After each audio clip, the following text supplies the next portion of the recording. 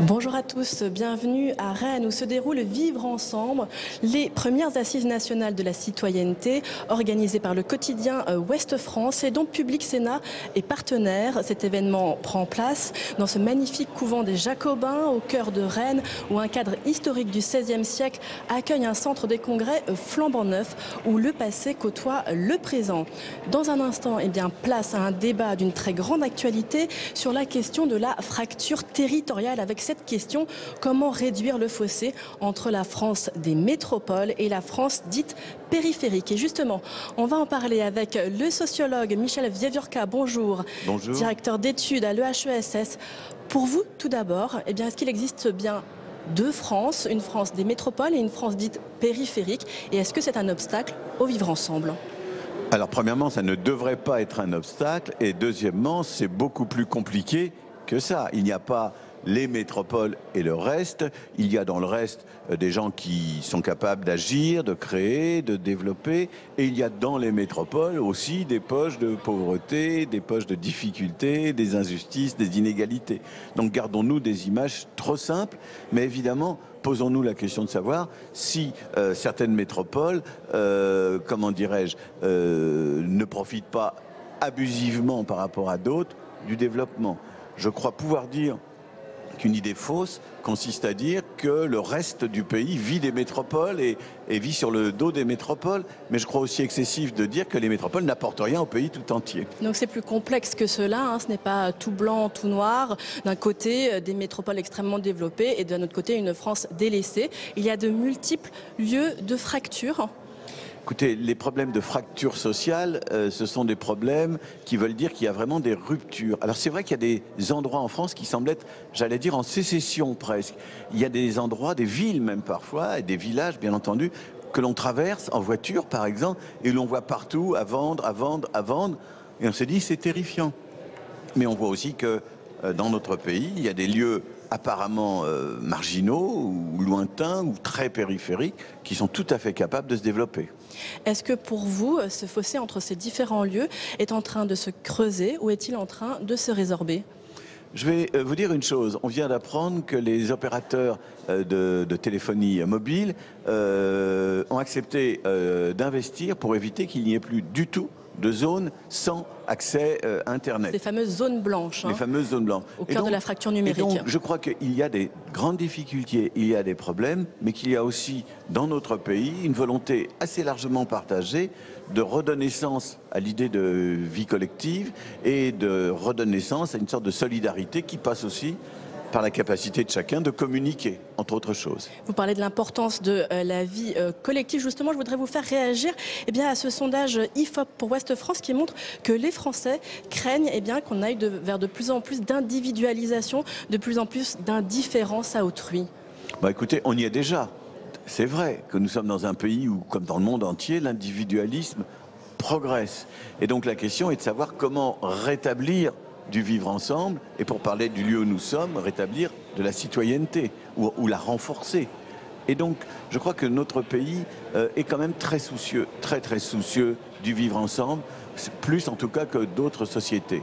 Vous savez, on a publié il y a très peu de temps un rapport auquel avait participé Thomas Piketty, l'économiste, qui montre que depuis une trentaine d'années dans le monde entier, les inégalités s'accroissent. C'est vrai. La France est un des pays où, toute proportion gardée, elles s'accroissent le moins. Et par conséquent, notre pays a la ressource, parce qu'il a confiance en l'État, parce qu'il a confiance quand même aussi à une certaine justice sociale, à une certaine redistribution. Notre pays est un pays qui résiste mieux que d'autres à cette poussée de l'égoïsme et donc de l'individualisme. Mais nous sommes dedans, il faut aussi bien l'accepter. Est-ce que vous êtes relativement optimiste quant à la capacité du gouvernement actuel à aller vers plus de vivre ensemble? On a pu penser qu'Emmanuel Macron était d'abord le président des métropoles, mais vous l'avez dit, vous avez parlé par exemple de ce plan pour réduire la fracture numérique. On voit qu'il a quand même cette tentation de réduire cette fracture. On rentre dans des discussions politiques et donc on rentre dans des choses difficiles. Il me semble que les Français ont voté pour Emmanuel Macron, non pas tant pour qu'il réduise tel ou tel type de fracture, mais pour qu'il empêche avant tout la fracture politique la crise du système politique d'aboutir à des résultats catastrophiques et à des choix extrémistes. Et donc de ce point de vue-là, il y avait, je pense, dans l'électorat le sentiment qu'il vaut mieux un président qui incarne une sorte de centre qu'un président qui nous entraînerait vers des postures ou des positions extrêmes. Donc rien que ce choix indique bien que notre pays, je ne dis pas que tout le monde est enthousiaste pour le président actuel, bien sûr que non, mais le choix politique qui a été fait indique ce souci. Et cela est d'ailleurs accrédité par l'autre partie du sondage de Ouest France qui indique que malgré cette forme de pessimisme dont je vous faisais part tout à l'heure, beaucoup de Français sont très heureux de vivre là où ils sont. La France a été un pays où le pessimisme était majeur. Il y avait des enquêtes qui montraient que les Français étaient plus inquiets pour l'avenir que les Afghans. Vous vous rendez compte? Alors, on n'est pas l'Afghanistan, mais je pense que notre pays, aujourd'hui, commence à reprendre un peu confiance en lui-même. Il y a des difficultés, il y a des choses très inquiétantes, des problèmes de solidarité, cette fois-ci internationale et humanitaire, qui sont posées, la question des migrants, il peut y avoir des vraies inquiétudes. Mais dans l'ensemble, notre pays commence à reprendre un peu confiance en lui et en sa capacité d'ailleurs de jouer un rôle planétaire et un rôle pour la construction de l'Europe. Donc tout ceci, je pense, redonne un petit peu d'optimisme à notre pays qui était donc parmi les plus inquiets, les plus pessimistes. Bien, merci beaucoup Michel Viorca d'avoir répondu à toutes mes questions. Et tout de suite, place à cette table ronde co-animée par Sébastien Grosmaître, rédacteur en chef délégué de Ouest France, et Oriane Mancini, journaliste à Public Sénat.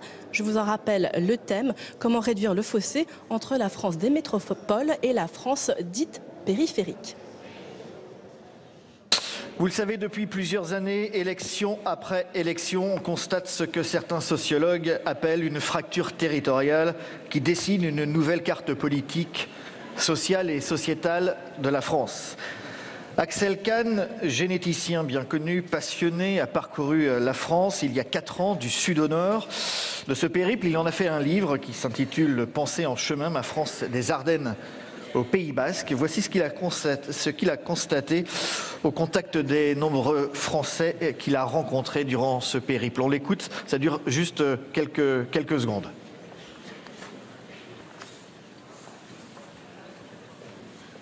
Durant mes 2 longues traversées de la France, en 2013 et 2014, du nord-est au sud-ouest et ensuite de l'ouest au sud-est, j'ai décrit un phénomène que j'ai appelé la sécession de populations entières qui avaient totalement cessé d'accorder la moindre confiance au discours habituel, rationnel et raisonnable sur l'état du monde et du pays. Le phénomène et la cause en est que, surtout dans les territoires vraiment dévastés du sud-est, c'est moins vrai dans l'ouest, dans les territoires dévastés du sud-est, depuis des décennies, des générations, ils voient année après année, génération après génération, tout qui se dégrade.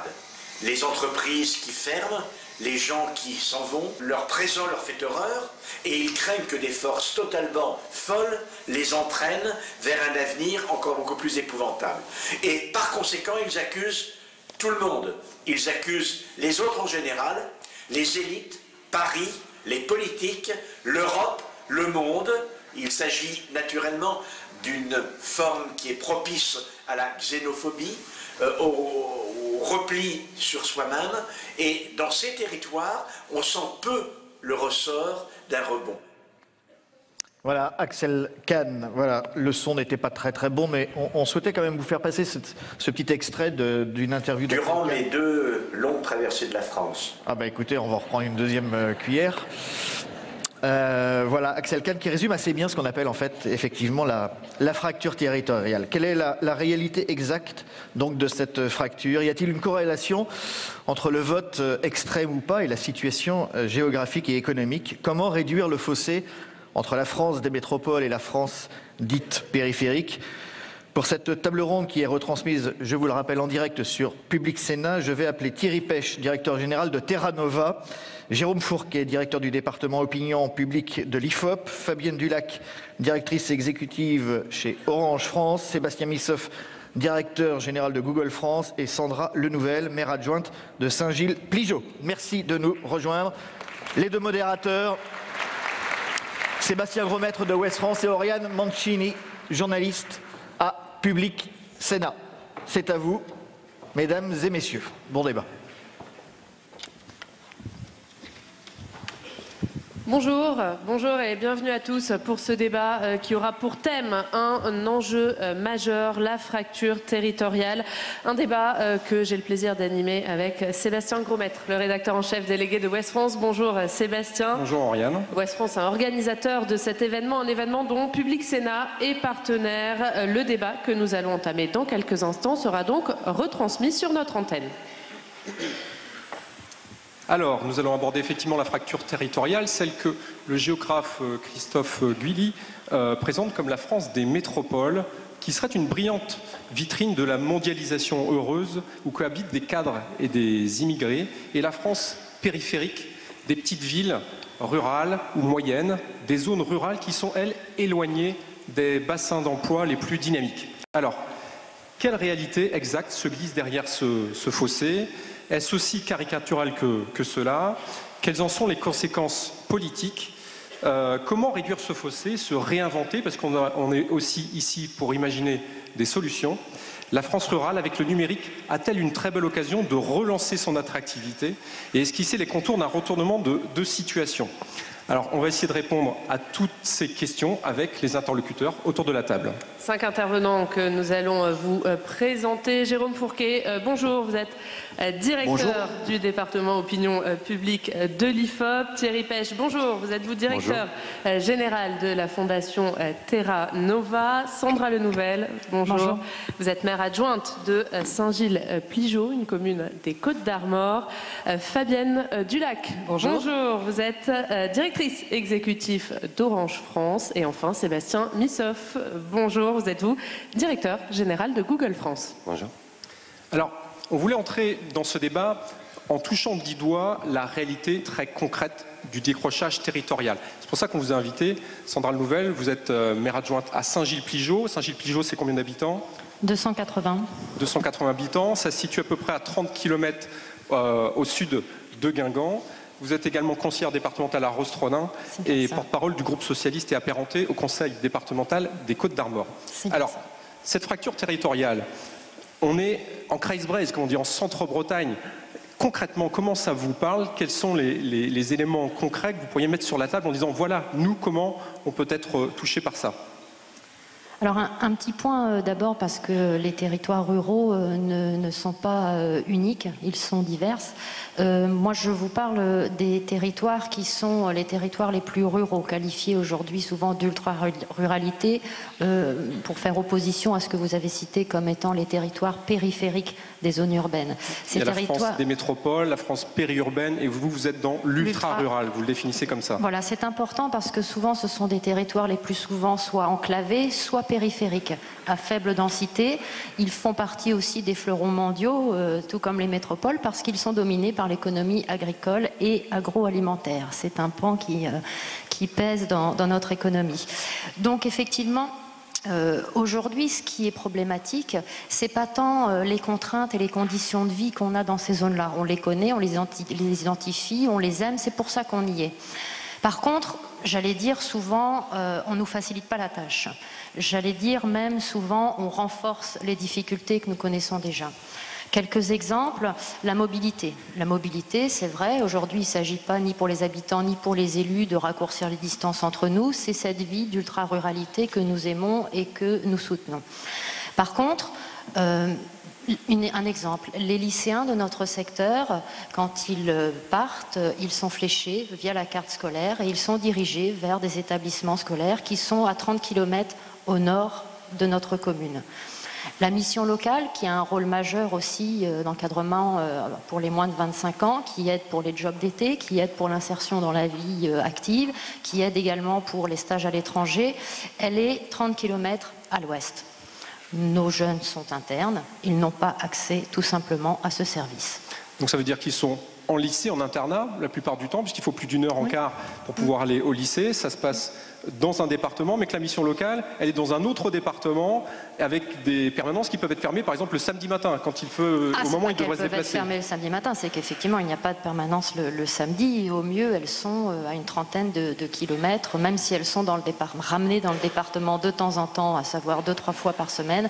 Il ne reste que l'accès est quasiment impossible, sauf à s'organiser en pleine semaine et à demander des dérogations aux professeurs pour justifier d'aller prendre une information pour les jobs d'été. Donc c'est le quotidien. Ça paraît peut-être futile, mais c'est compliqué. Les trésoreries, c'est pareil. On peut entendre qu'il ne faille pas tous les 15 km de bureaux de trésorerie. Ça fait longtemps que la population et des élus y sont préparés. Cependant, quand on nous dit que pour une même commune, les services des particuliers seront à tel endroit, c'est-à-dire à 30 km à l'est, et le service des professionnels seront à 30 km à l'ouest, sans doute parce qu'il faut répartir les charges sur les autres trésoreries, il n'empêche que pour un contribuable qui est à la fois professionnel et citoyen, il doit en tout cas au moins parcourir une centaine de kilomètres pour la partie trésorerie. Le secteur sanitaire, les cartes hospitalières, c'est pareil, elles ne se juxtaposent pas, donc ça pose d'autres difficultés. Malgré tout, juste un mot, les élus se sont emparés de cette question-là, bien entendu, parce qu'il existe des solutions de transport intra-communauté de communes, même intra-département. Alors la difficulté, où c'est là je vous dis, on arrive à combler nos handicaps, ça c'est certain, sauf qu'on les paye aussi. C'est-à-dire qu'on nous demande... C'est la double peine, selon vous, c'est ça? Voilà, c'est la double peine, c'est-à-dire que c'est forcément un service déficitaire, mais c'est forcément un service qui est à rendre à la population. Sans ça, les liens, justement, on est aujourd'hui assis de citoyenneté, donc les liens ne peuvent pas être possibles si on ne se trouve pas. Force est de constater que le contribuable de ces zones, effectivement, pénalisé 2 fois. C'est-à-dire qu'il doit financer ses propres services, mais en même temps contribuer au financement de services nationaux dans le cadre de la solidarité, c'est ça? Exactement. On nous demande effectivement de combler par nous-mêmes nos handicaps. Donc payer votre mobilité, et vous disiez presque aussi l'Opéra de Paris. Alors voilà, après il y a des grandes structures nationales qui voient des financements nationaux et donc où la solidarité nationale joue, des grands équipements culturels comme celui-ci en est un. Par contre, effectivement, pour par exemple le déploiement de la téléphonie mobile, je dis bien téléphonie mobile et numérique, j'allais dire, c'est à peine la solidarité départementale qui est au rendez-vous. Donc oui, il y a un fossé entre ces deux mondes. On en parlera tout à l'heure d'ailleurs avec Fabienne Dulac et Sébastien Missoff. Un ou deux petits exemples autrement, peut-être liés au logement. Vous pouvez dire que pour réussir à habiter dans ces territoires, vous subissez les mêmes contraintes que les grandes métropoles, mais pas du tout dans les mêmes logiques qui sont les vôtres.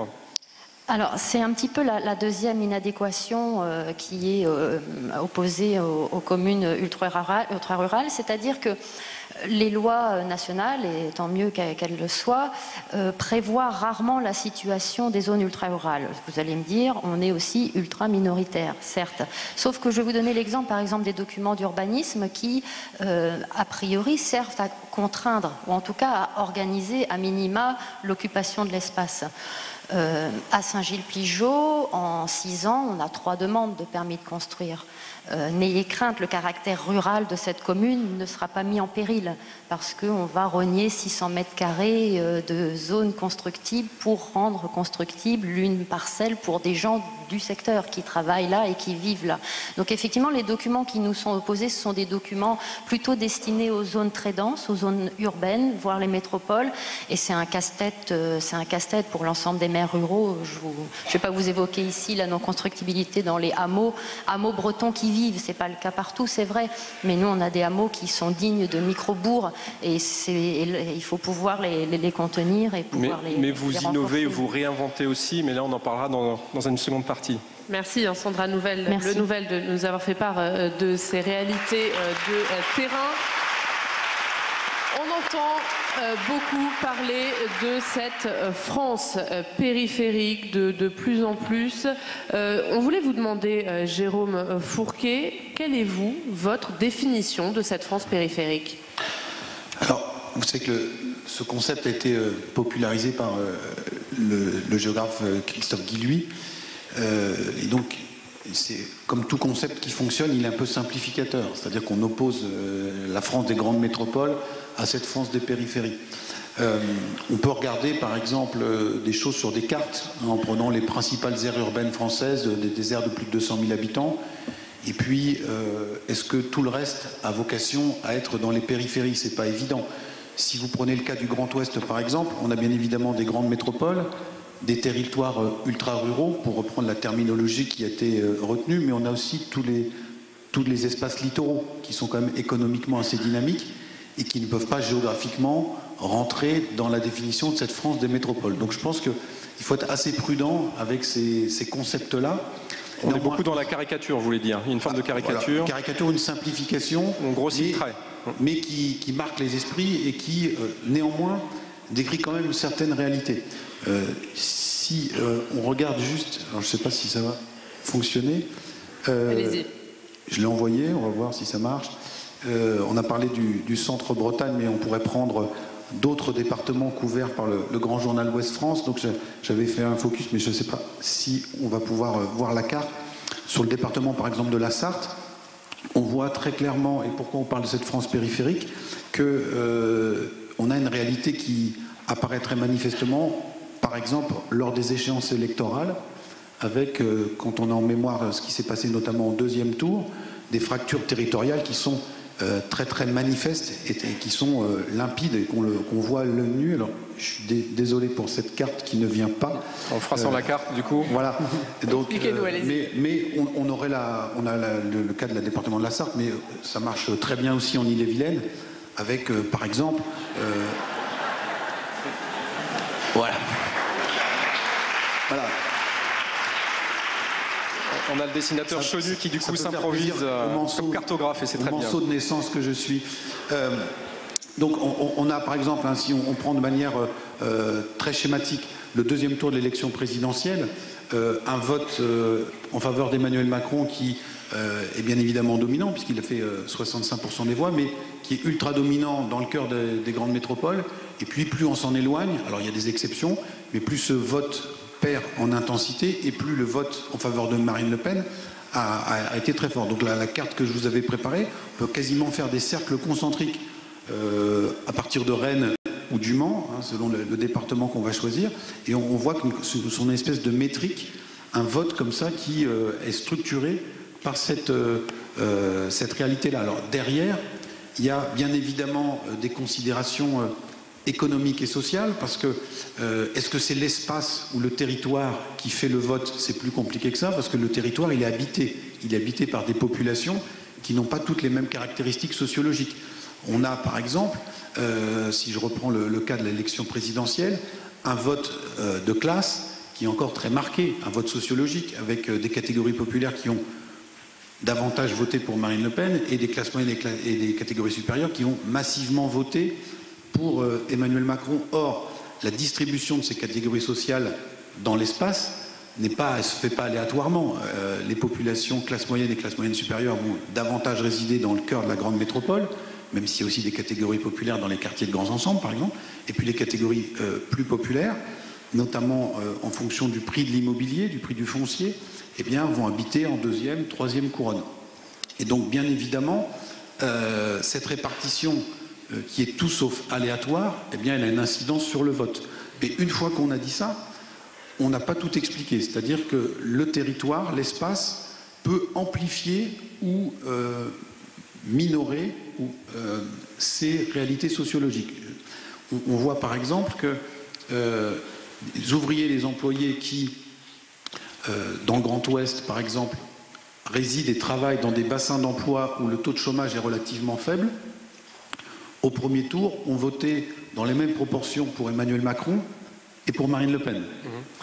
Mais leurs collègues ouvriers ou employés qui n'ont pas la chance de travailler dans des bassins économiques dynamiques, dans les bassins les plus touchés, dans le nord-est de la France ou dans le sud-est dont parlait M. Axel Kahn tout à l'heure, eh bien là, on a un rapport de force dans les mêmes classes sociales de l'ordre de 42% pour Marine Le Pen au premier tour, à 15% pour Emmanuel Macron. Donc vous faites une différence, selon les régions, mais également selon la présence, du tissu associatif peut-être, de commerces locaux, ou de la présence des services publics, vous corrélez ça? Alors voilà, autre impact de l'espace, ça fait très longtemps qu'on étudie Ça fait très longtemps qu'on étudie on essaye d'étudier, de quantifier. Voilà. On y est arrivé. Elle est moins belle que la caricature précédente. Donc, ouais, donc ce que j'expliquais tout à l'heure, vous voyez très bien que le Mans en zone claire, et puis plus on s'éloigne, plus il y a un vote important. Et derrière tout ça, il y avait une réalité notamment économique, c'est le prix du mètre carré. Et en général, les deux cartes se superposent assez bien. Donc, je reviens à votre question. On a aussi mesuré, par exemple, que dans les communes rurales, donc ultra-rurales, moins de 500 habitants, le vote Front National était très fortement indexé selon le nombre de commerces et de services de proximité qui demeuraient. Et inversement, moins il y avait de commerces, plus ils étaient amenés à disparaître, et plus ce vote s'amplifiait. C'est ce qui explique, par exemple, qu'une région comme la Bretagne, y compris dans ces territoires ruraux fragilisés, vote beaucoup moins pour le Front National que d'autres régions de France. En Bretagne, les communes rurales, vous avez un quart seulement de ces communes rurales qui sont dépourvues de la dizaine de services ou commerces qu'on avait identifiés comme les services de base. Alors on va dire un quart, c'est beaucoup.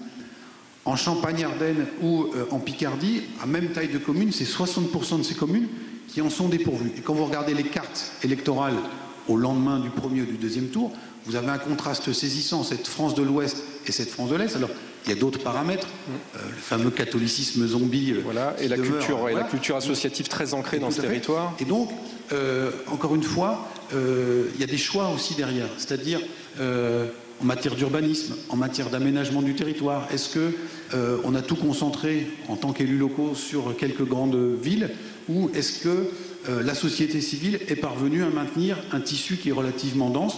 Tout ça, ça va avoir une incidence. Et le problème, c'est que dans certaines des périphéries, pas toutes, on a toute une série de difficultés qui viennent se cumuler les unes avec les autres et produire du coup des effets de contraste ou de fracture qui sont extrêmement marqués. Thierry Pech, est-ce que vous partagez, vous, ce que vient de dire Jérôme Fourquet, cette vision, cette définition de la France périphérique? Alors, je partage beaucoup de choses qu'a dites Jérôme Fourquet et très peu de celles qu'a dites Christophe Guilluy. D'abord, je voudrais faire en préambule dire que le débat sur les territoires dans ce pays, il y a 20 ans, n'était pas du tout ce dont on parle aujourd'hui. C'était la focale principale, c'était les banlieues, les cités, qu'on appelait les quartiers de relégation sociale. Une nouvelle grille de polémique s'est installée depuis une dizaine d'années, qui est France périphérique contre centre-ville et métropole. Bon, elle a été installée par des géographes et elle a été installée par une forme de géographisme appliqué à toutes sortes de problèmes sociaux, politiques, etc. Cette catégorisation, elle est troublante parce qu'il y a quelque chose qui est vrai, évidemment, c'est le décollage des métropoles. Et ça, c'est pas vrai seulement en France, c'est vrai dans l'ensemble du monde occidental.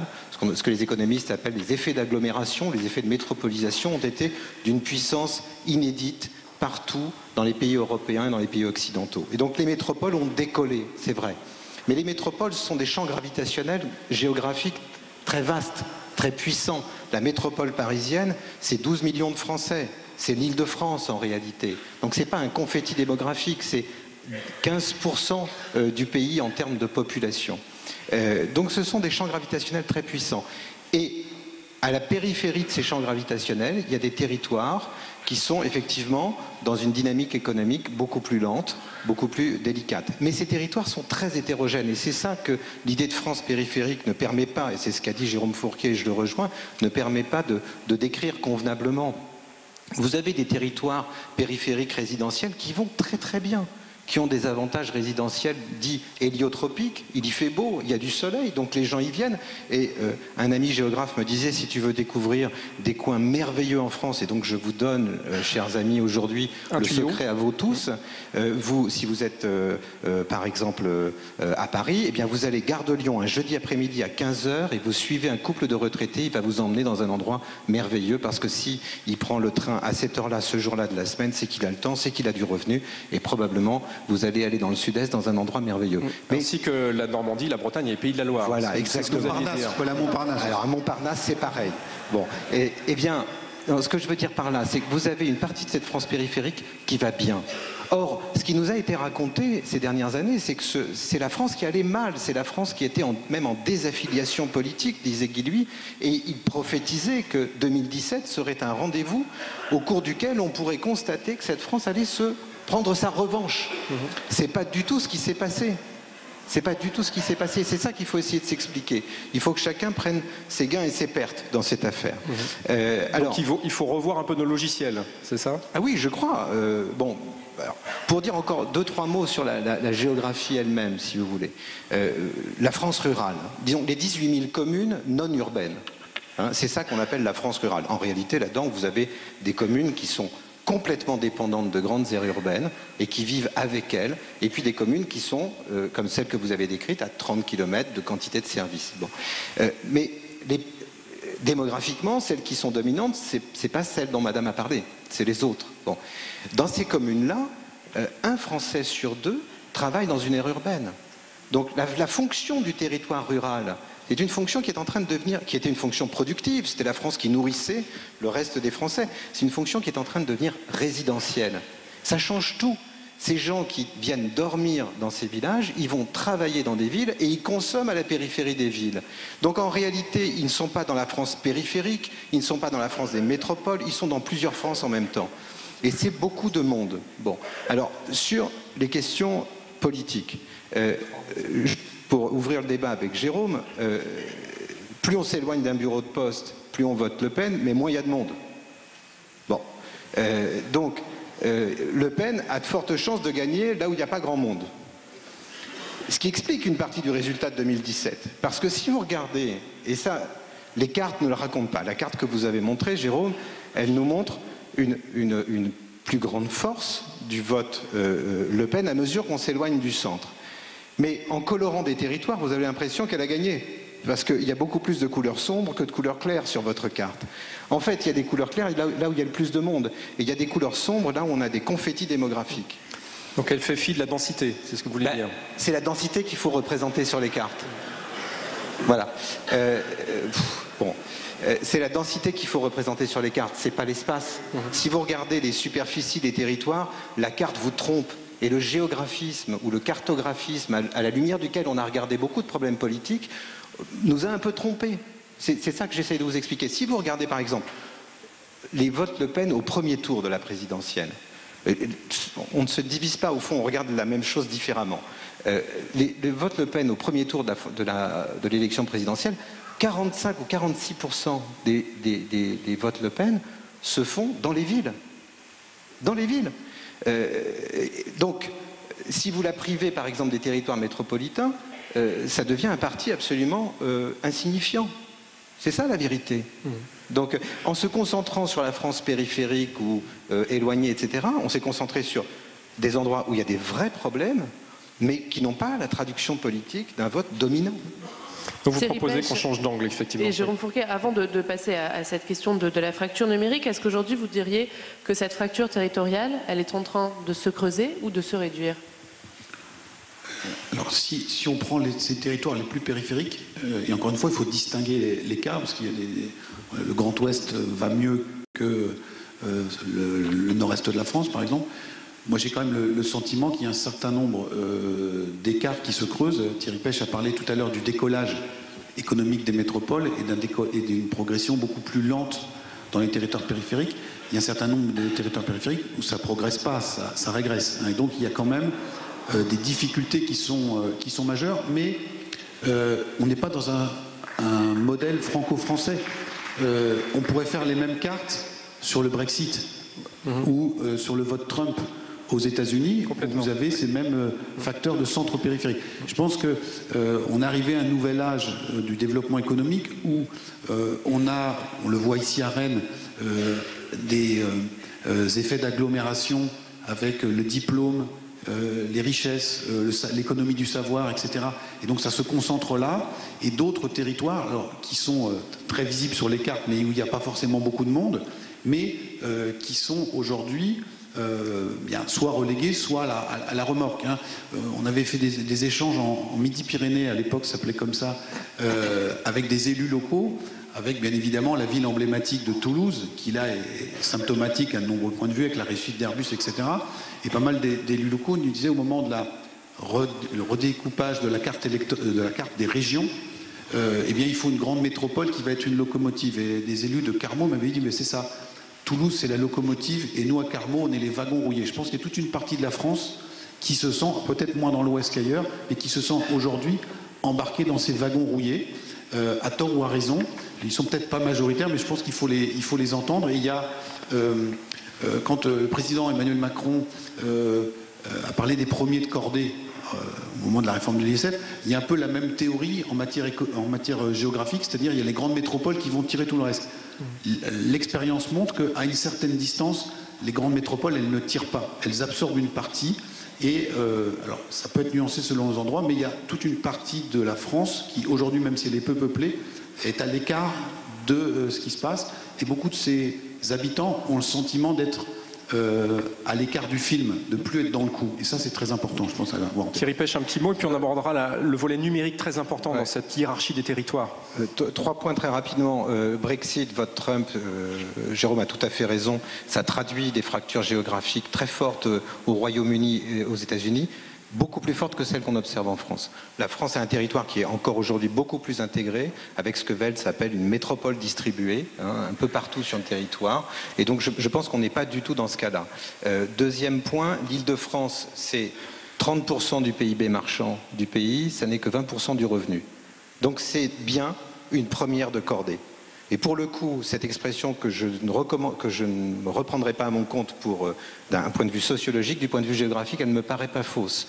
L'Île-de-France redistribue un tiers de sa production de richesse au reste du pays. C'est pas rien. Dernier mot sur le monde rural.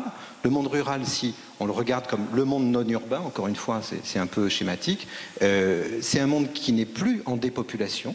C'est un monde qui gagne de la population aujourd'hui.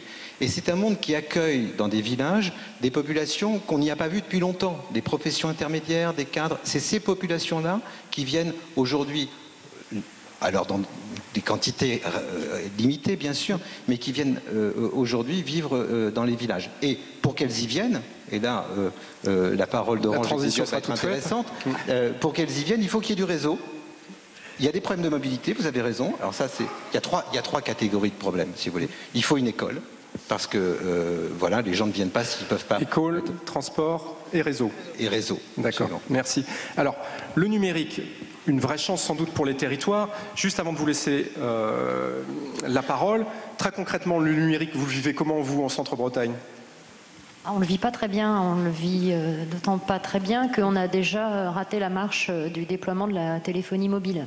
Donc, alors on a du mal à vous appeler au téléphone mobile dans le secteur. Voilà, donc c'est vrai qu'il y a un tas de choses qui nous sont proposées pour que justement nous rattrapions le problème d'accès, parce que c'est pas tellement de ne pas savoir que ça existe, le problème c'est un problème d'accès, c'est pas un sentiment de ne pas avoir, c'est la réalité du non-accès. Et ça c'est une vraie problématique. On reste pas sans rien faire, on saisit les programmes portés le plus souvent par les préfectures de région pour essayer de compenser ça, les zones blanches, etc. Aujourd'hui, les critères à atteindre sont tellement difficiles qu'au final, on apparaît sur le papier comme étant des zones couvertes. Le déploiement du numérique, c'est pareil. Et là encore, le coût par habitant résiduel pour des zones plutôt rurales, eh bien, j'ai un exemple. Quand sur un secteur où il y a une agglomération, au final, on a un coût moyen par habitant de 72 €, il monte à près de 350 € par habitant dans des zones rurales pour compenser l'absence de déploiement de réseau. Donc la double peine. Fabienne Dulac, sur ces questions. D'abord, un petit mot. Est-ce que, selon vous, la France est en retard dans le développement du numérique ? Alors, si on regarde un petit peu comment on se place au niveau mondial, la France n'est pas spécialement en retard. On est devant les États-Unis, on est devant l'Angleterre, qui sont quand même des pays que vous avez cités, en termes de couverture, que ce soit mobile ou fibre. Par contre, ce que nous vivons, et ça c'est une réalité, c'est qu'il y a une accélération de la révolution numérique que nous vivons. Il y a quelques années, quand je dis quelques années, c'est il y a 4 ans, vous aviez besoin de 4 mégabits. Je suis désolée, c'est un peu technique, mais vous allez vite comprendre, pour pouvoir faire de l'Internet à la maison, et ça vous suffisait largement. Aujourd'hui, il en faut 8 à 10, en 4 ans. Or, le temps de redéployer des réseaux, de faire monter des réseaux en capacité, on n'est pas sur les délais aujourd'hui de la transformation de la révolution numérique. Pourquoi? Parce que c'est long, parce qu'un réseau, je rappelle, quand on a déployé le réseau cuivre, on a mis 35 ans à le déployer. Donc là, nous sommes en train de déployer la fibre, de faire monter en débit nos réseaux, mais la fibre, ça ne fait qu'à peine 6-7 ans qu'on la déploie. Et qu'on a en fait une problématique de temporalité entre une accélération de la révolution numérique, des usages, des services aussi qui sont en train, je pense par exemple aux impôts, à la CAF, tous ces services qui sont en train de se digitaliser, alors que globalement, nous n'avons pas encore tous fait collectivement le travail du déploiement des réseaux. Deuxième phénomène, vous aviez fait allusion, et c'est très important aussi, on voit aussi une évolution démographique, mobilité. De plus en plus, la volonté de télétravail, la volonté d'aller dans des petites villes, d'aller monter des entreprises, et c'est très bien dans des petites villes, et le temps que le réseau se déploie, nous n'y sommes pas encore. Donc oui, il y a un problème de temporalité qui concerne les opérateurs, mais pas uniquement, c'est un travail collectif. Et moi, je voudrais juste rappeler que la fracture numérique aujourd'hui, moi je la vois à 3 niveaux, et il ne faut pas oublier qu'elle est à 3 niveaux. Oui, il y a le réseau, parce qu'il faut qu'on monte en débit nos capacitaires. 2, il y a l'équipement. Je voudrais quand même rappeler qu'il y a 8 millions de Français qui n'ont pas accès à Internet pour des raisons financières ou de réticence ou parce qu'ils sont mal à l'aise. Le secrétaire d'État au numérique rappelait il y a 2 jours que 20% des Français disent qu'ils ne vont pas sur Internet parce qu'ils sont mal à l'aise et qu'ils ne sont pas capables. Donc on a à la fois une fracture de réseau, on a une fracture d'équipement et puis on a une fracture d'accompagnement. Nous, on essaie d'embarquer le tout et il va falloir qu'on l'embarque collectivement parce que c'est une problématique qui n'est pas qu'une problématique d'opérateur. Même si nous avons notre rôle à jouer, je ne suis pas en train de le nier, loin de là, très loin de là. Est-ce qu'on peut parler des zones blanches? On en parle, on a l'impression depuis des années, il y a certains maires ici qui vont dire à chaque fois c'est une promesse, on n'est pas au rendez-vous. Est-ce que l'accord qui a été signé la semaine dernière entre l'État et les opérateurs qui met sur la table 3 milliards d'euros d'équipement, est-ce qu'enfin on voit arriver la fin de ces zones blanches? Alors, ce que je voudrais dire, c'est qu'effectivement, ça fait des années qu'on travaille sur les zones blanches. Tous les opérateurs y travaillent. Je rappelle qu'on avait tous des obligations avec des temporalités. Donc, je vous donne juste un exemple. Entre 2016 et fin 2017, nous avons collectivement supprimé 3000 zones blanches. Mais il en reste encore 4500. Donc oui, c'est une réalité, la zone blanche. Là aussi, je ne suis pas en train de la nier. Mais ça ne veut pas dire qu'on n'a rien fait. Vous voyez, on en a déjà fait la moitié en l'espace d'1 an et demi. La zone blanche, je rappelle juste que c'est un centre-bourg qui, sur 500 mètres autour du centre-bourg, ce qui est déjà assez compliqué, je suis d'accord d'un point de vue administratif, n'a pas de réseau mobile, c'est-à-dire aucun opérateur qui couvre. Donc voilà, on aurait pu faire un peu plus simple, je suis d'accord avec vous. Donc l'accord que nous avons signé il y a 3 jours, il est important, pourquoi? Parce que il embarque une notion d'aménagement du territoire numérique, en là encore mettant autour de la table l'ensemble des acteurs qui peuvent aider à la réduction et à l'élimination des zones blanches. Parce que vous le dites, vous ne pouvez rien faire tout seul. Non, alors déjà, si on se met à 4 opérateurs, on va être plus efficace. C'était déjà le cas, mais là, on va se répartir davantage. 2, le gouvernement a accepté, au final, d'alléger, j'allais dire, le financement que les enchères que nous avons à faire qui coûtent extrêmement cher pour qu'on les réinvestisse plus tôt et qu'on puisse accélérer sur le déploiement. Il y a un autre point qui est très important, c'est que le gouvernement a aussi pris en compte de nous aider à simplifier les démarches. Je vais quand même vous raconter un petit fait qui est juste un fait concret. Pour installer une antenne mobile en France, d'accord, entre le moment où moi, opérateur, je décide d'installer une antenne et le moment où je peux l'activer, il nous faut 18 mois. 18 mois. Il en faut 3 en Allemagne, 3 en Angleterre. Pourquoi? Autorisation, démarche administrative, 6 à 8 mois de carence sur lequel tout le monde va pouvoir se positionner, dire oui, dire non à l'antenne. Enfin, donc là encore, on a une part de responsabilité, mais vous imaginez quand j'ai 18 mois pour installer une antenne, le nombre de personnes que je paye pour suivre un dossier pendant 18 mois, au lieu d'avoir des gens que je mets en place qui vont installer et concrètement accélérer les antennes. Donc cet accord, il est très important. C'est de l'ordre administratif, c'est de l'ordre de collectif de riverains, c'est de l'ordre... Tout le monde. Là, sincèrement, je pense que Madame la maire, vous en êtes d'accord, c'est tout le monde. Julien de Normandie disait il y a quelques jours qu'il avait rencontré un maire que je ne connais pas, mais qui avait mis 10 ans à obtenir de se mettre d'accord avec tous ces maires riverains pour obtenir l'installation d'une antenne. Déjà rien que lui. Et moi, j'ai rajouté 18 mois derrière. Donc vous imaginez. Bon. Donc, ce qui est important dans cet accord, c'est oui, on va se mettre tous autour. On s'est mis autour de la table pour se dire il faut travailler les zones blanches et les zones grises. Donc là où on a un débit moyen. On le fait avec 4 opérateurs qui décident de mettre leurs moyens en commun. C'est quand même très important parce qu'on est quand même aussi dans un monde économique. Donc c'est aussi un choix que les opérateurs ont fait et qui ont transigé. Un gouvernement qui nous aide en allégeant, des taxes, qui va nous aider à simplifier. Et moi, je le dis, ça va aussi dépendre de l'ensemble des acteurs, collectivités locales, associations et l'ensemble du monde qui gravite autour de l'aménagement du territoire numérique pour nous aider à aller au bout de cette histoire qui, sincèrement, ne nous arrange pas, nous, opérateurs. Bien sûr qu'on a envie de les éradiquer, ces zones. Les administrés et les clients sont les mêmes. Mais est-ce que vous avez l'espoir de les éradiquer d'ici la fin du quinquennat, comme s'y est engagé l'État? Là, l'objectif est de le faire, puisque nous avons un objectif fin 2022, avec une couverture en 4G de 99,6% de la population fin 2024. Nous sommes déjà à 96%, mais on va être honnête, c'est les derniers mètres qui sont les plus compliqués, parce qu'il faut réinstaller des pylônes, c'est presque 10 000 sites qu'il va falloir installer. Au global, c'est à peu près 5 000 par opérateur, même un peu plus, ça fera 15 000. Donc là encore, il va falloir qu'administrativement, on soit plus efficace que soi. Mais je trouve qu'il y a une prise de conscience collective et une responsabilité collective qui me rend assez confiante, que je n'avais pas vue ces derniers temps. Parce que de toute façon, c'est pas... très honnêtement, quand on est opérateur, moi je le suis, on l'est sur toute la France, on a toujours eu à cœur de développer des réseaux, on a lancé plusieurs programmes de territoires connectés. Je n'ai aucun intérêt à voir des clients, des Français mécontents, je n'ai aucun intérêt à voir une fracture numérique se développer, parce que de toute façon, au global, c'est aussi l'attractivité qui est en jeu, et on le sait bien. Sébastien Missoff, vous êtes, je le rappelle, le directeur général de Google France. On entendait Fabienne Dulac, il y a quelques instants, parler de l'importance de la formation, de former les usagers, peut-être aussi de former les entreprises et notamment les TPE et les PME. C'est ce que vous faites, vous, chez Google? Absolument. Donc, je confirme le fait qu'on sent cette formidable accélération de cette transformation numérique. On partage avec tous la conviction que cette transformation peut contribuer à créer des emplois, à accélérer la compétitivité de la France, encourager les PME à utiliser des outils qui leur permettront d'exporter. Donc c'est un moteur et une source d'accélération, mais pour cela il y a vraiment 2 grands enjeux. Le premier, c'est un sujet d'éducation, et le deuxième, de fracture numérique, de faire en sorte que personne ne soit laissé au bord de la route. Et depuis quelques mois, on a en effet décidé d'aller beaucoup plus sur le terrain, puisque nous avons décidé de former 70 000 personnes dans 100 villes.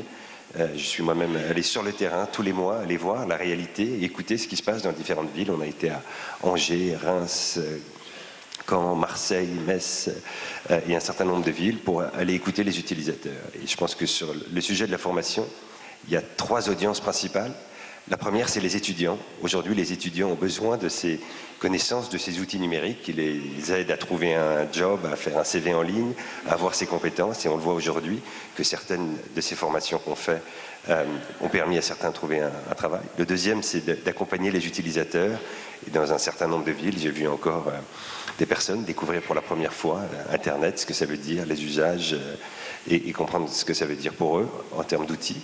Et puis finalement, toutes les PME, pour les accompagner avec ces outils aujourd'hui. Aujourd'hui, si vous êtes un restaurant à Rennes, Internet est l'opportunité de savoir qui cherche, d'où viennent les gens, à quelle heure, quels sont les plats principaux, et tous ces outils qui vont donner des informations à ces entreprises qui vont leur permettre d'être plus compétitifs. On a des retards dans nos usages actuellement, des très petites entreprises, des moyennes entreprises. Alors comment on se situe au niveau international? Il y a un paradoxe français, je pense qu'il y a un chiffre qui parle de ça, quand on regarde la balance commerciale des clics, c'est-à-dire entre les entreprises qui importent et exportent, 80% des Français achètent des produits en ligne. Donc les Français sont très en avance, utilisent Internet et les outils qui leur sont donnés pour acheter en ligne et être très en avance. Mais seulement 16% des PME ont des sites Internet. Donc aujourd'hui, sur cette partie-là, sur l'utilisation des PME, la France est en retard. Et ça se fait aux dépens des TPE et des PME françaises, parce que du coup, les usagers, les citoyens français sont obligés d'acheter à l'étranger, c'est ça? Tout à fait. Donc ce qu'on constate en effet, c'est que ces utilisateurs français vont plus voir vers ou des grands groupes internationaux étrangers ou des PME étrangères pour aller acheter. Aujourd'hui, c'est ça l'enjeu aujourd'hui, d'accompagner les PME, leur montrer l'opportunité pour leur permettre de se développer. Donc cette formation numérique, c'est aussi un enjeu pour l'économie française? Absolument. Et c'est un enjeu partagé. De nouveau, cette formation, on ne la fait pas seule. À chaque fois qu'on va dans une ville, on est là avec la métropole, avec la chambre de commerce, avec les universités, et on travaille main dans la main avec tous les acteurs. J'hésite à regarder. Le sujet du Minitel revient à la mode, je le souhaite. Ça nous rappelle quelques souvenirs. Centrale Nouvelle, c'est une bonne nouvelle, la fin de ces zones blanches, même si on n'en fait pas une promesse à très court terme. Est-ce que pour vous, c'est un facteur d'égalité? Je laisse passer le territoires. Minitel rose. Un magnifique cochon. Ouais. Oui, bien sûr que c'est une bonne nouvelle, mais comme à chaque fois qu'un programme pour la résorption des zones blanches sort, on est toujours emballé, etc. Là où je partage complètement votre avis, c'est la montée exponentielle de l'usage. Et effectivement, ne pas pouvoir à certains endroits du territoire prendre ce train-là de l'instantanéité et puis de l'accès à une diversité culturelle, produit qui est sans fin. C'est vrai qu'on a le sentiment, et ça renforce à mon avis le sentiment de déclassement, on a l'impression, mais c'est pas qu'une impression, de ne pas y avoir accès. Et ça pose vraiment des difficultés. Donc je vois que vous partagez mes problématiques de difficultés administratives. Effectivement, il y a aussi l'acceptation sociétale des antennes, parce que effectivement, peut-être que les délais que vous citez ailleurs sont peut-être aussi dépendants d'une société qui à un moment accepte pour avoir du débit et pour avoir de la téléphonie mobile, accepte d'avoir effectivement un pylône à proximité de son lieu d'habitation. Et ça, c'est parfois difficile à entendre. Donc oui, c'est positif. Et puis c'est positif. Et comptez sur le Centre Bretagne pour prendre rendez-vous avec vous et vous donner l'ensemble des parcelles mises à votre disposition pour l'effectivité du sujet. Il n'y a pas de souci.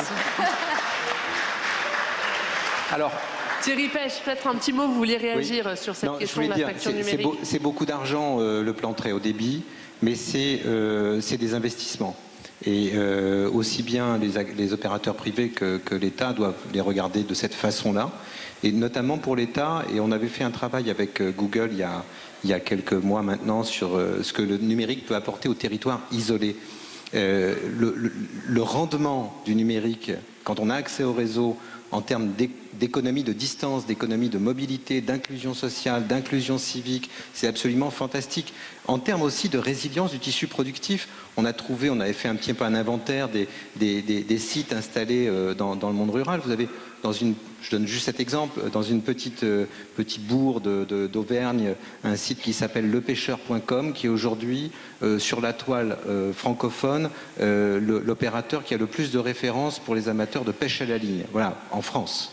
Donc on peut développer des activités grâce au numérique, mais il faut l'accès au réseau, c'est la condition. Ce sera vite amorti, j'en suis sûr, et c'est pour ça qu'il y a aujourd'hui, je pense, et vous avez raison madame, une vraie dynamique, je crois, dans notre pays. Oui, c'est une dynamique collective, parce que vous l'avez dit, c'est des investissements extrêmement lourds dont on n'a pas conscience. Moi, je voudrais juste donner 2 chiffres. L'année dernière, tous les opérateurs confondus, c'est 9 milliards d'euros dans les réseaux qui ont été déployés, à la fois pour remonter à niveau les réseaux existants, entretenir, monter la 4G et monter la fibre. Donc c'est là où moi je dis il faut qu'on arrive à être collectif dans ces investissements extrêmement lourds que les opérateurs portent, c'est pas la question, mais qui ont des impacts extrêmement importants. Et plus on sera efficace, plus avec ce même argent, on en fera plus et plus vite. C'est ça aussi l'enjeu. Parce que vous le voyez bien, 9 milliards, il faut aller les chercher quand même pour les mettre sur la table. Est-ce que ce sont, Thierry Pêche, des investissements lourds, on l'entend, mais des investissements à court terme qui feront à moyen et à long terme faire des gains, des bénéfices aux collectivités? Oui, mais le problème, c'est des bénéfices pour qui? Si je suis opérateur privé, je pense que madame ne peut pas dire les choses comme je vais les dire, mais moi je vais me permettre de le faire. Si vous investissez dans le réseau en ville ou dans la première couronne d'une ville, il n'y a pas de problème, il y a beaucoup d'usagers et vous avez un rendement rapide. Si vous allez le faire, pardon madame, dans une commune, voilà, c'est évidemment moins rapidement rentable parce qu'il y a moins de monde et la chevelure du réseau, c'est ce qui coûte le plus cher. Donc vous avez besoin d'un pylône pour desservir finalement beaucoup moins de monde que le même pylône. Bon. Donc c'est ça qui est compliqué. Et donc c'est bien que vous vous mettiez ensemble, qu'il y ait du collectif. Et là, l'État doit bien sûr apporter sa pierre. Parce que pour les opérateurs privés, le bénéfice est moins immédiat et moins évident. Oui, ce qui était vrai, ce qui est de moins en moins vrai. Très honnêtement, mais vous avez raison dans les grandes lignes. C'est de moins en moins vrai. Pourquoi? Parce qu'on voit aussi quand même une évolution de la population sur certains sites, qui fait qu'effectivement un site qui n'était pas rentable il y a quelque temps peut le devenir. Et c'est là aussi où il faut que nous, on s'approprie cette évolution démographique, cette mobilité démographique que l'on voit. C'est des débats souvent que moi j'ai avec les députés qui se disent effectivement, est-ce qu'on n'aurait pas pu, quand déployer en zone très dense, c'est plus facile. D'abord, il faut moins de pylônes pour toucher plus de gens. Est-ce qu'on n'aurait pas pu aussi avoir un soutien entre les collectivités, de celles qui ont des moyens, celles qui sont riches, qui peuvent mettre des pylônes, et celles qui n'en ont pas? C'est vrai que je pense qu'on n'a jamais collectivement pris en charge ce sujet-là de l'investissement qui est plus complexe en zone rurale qu'en zone ville, et qui là aussi est un débat sociétal et qui est un débat, j'allais dire, de tous les acteurs. Juste pour rebondir sur ce qu'a dit Madame, dans l'entre-deux-guerres, le grand défi, c'était l'électrification des campagnes. Et il y a des collectifs, des syndicats intercommunaux, départementaux d'électrification qui ont été montés de toutes pièces à l'époque, et on avait les mêmes problématiques, c'est-à-dire amener l'électricité au fin fond d'un canton ou au fin fond d'une vallée, il fallait des pylônes. Et donc il y avait aussi un système de péréquation au niveau départemental, et le législateur et les collectivités locales avaient joué un rôle pionnier à l'époque dans cette électrification qui était aussi importante pour le développement que l'est aussi aujourd'hui le numérique et le digital.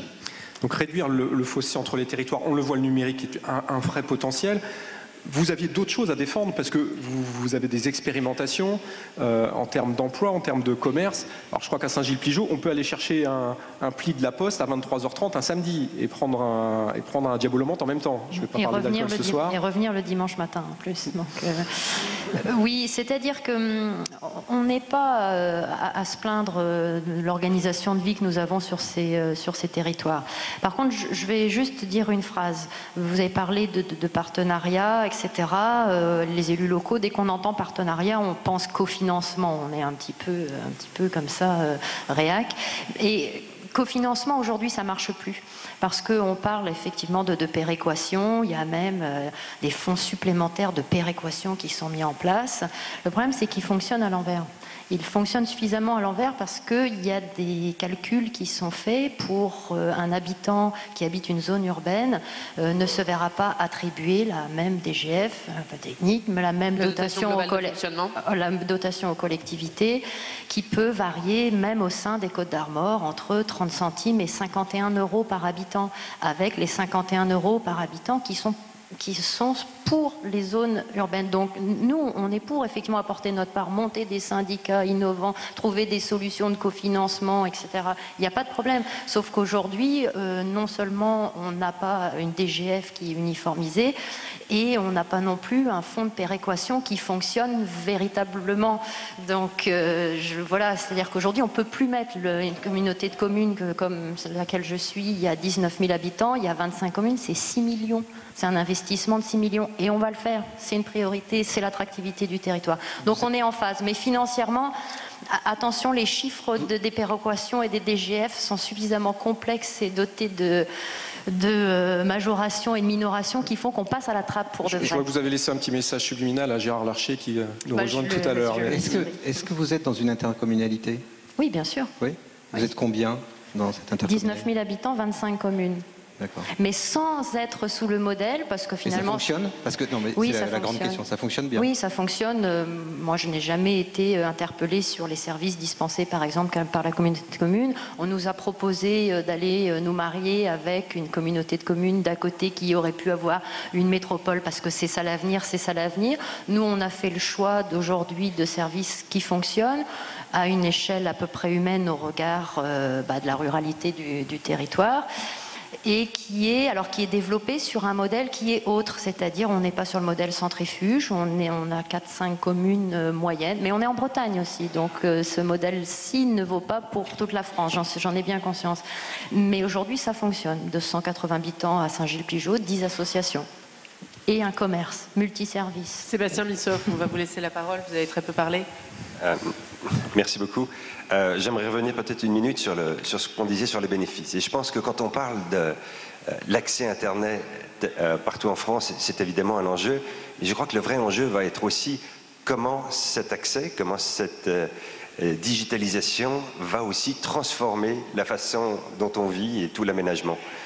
J'en veux pour preuve, si on regarde sur les 10 dernières années, une des plus grandes stars sur YouTube aujourd'hui, un garçon qui s'appelle Fred, qui a fait son film il y a 2-3 ans, vivait seul à 3 heures de l'aéroport le plus proche.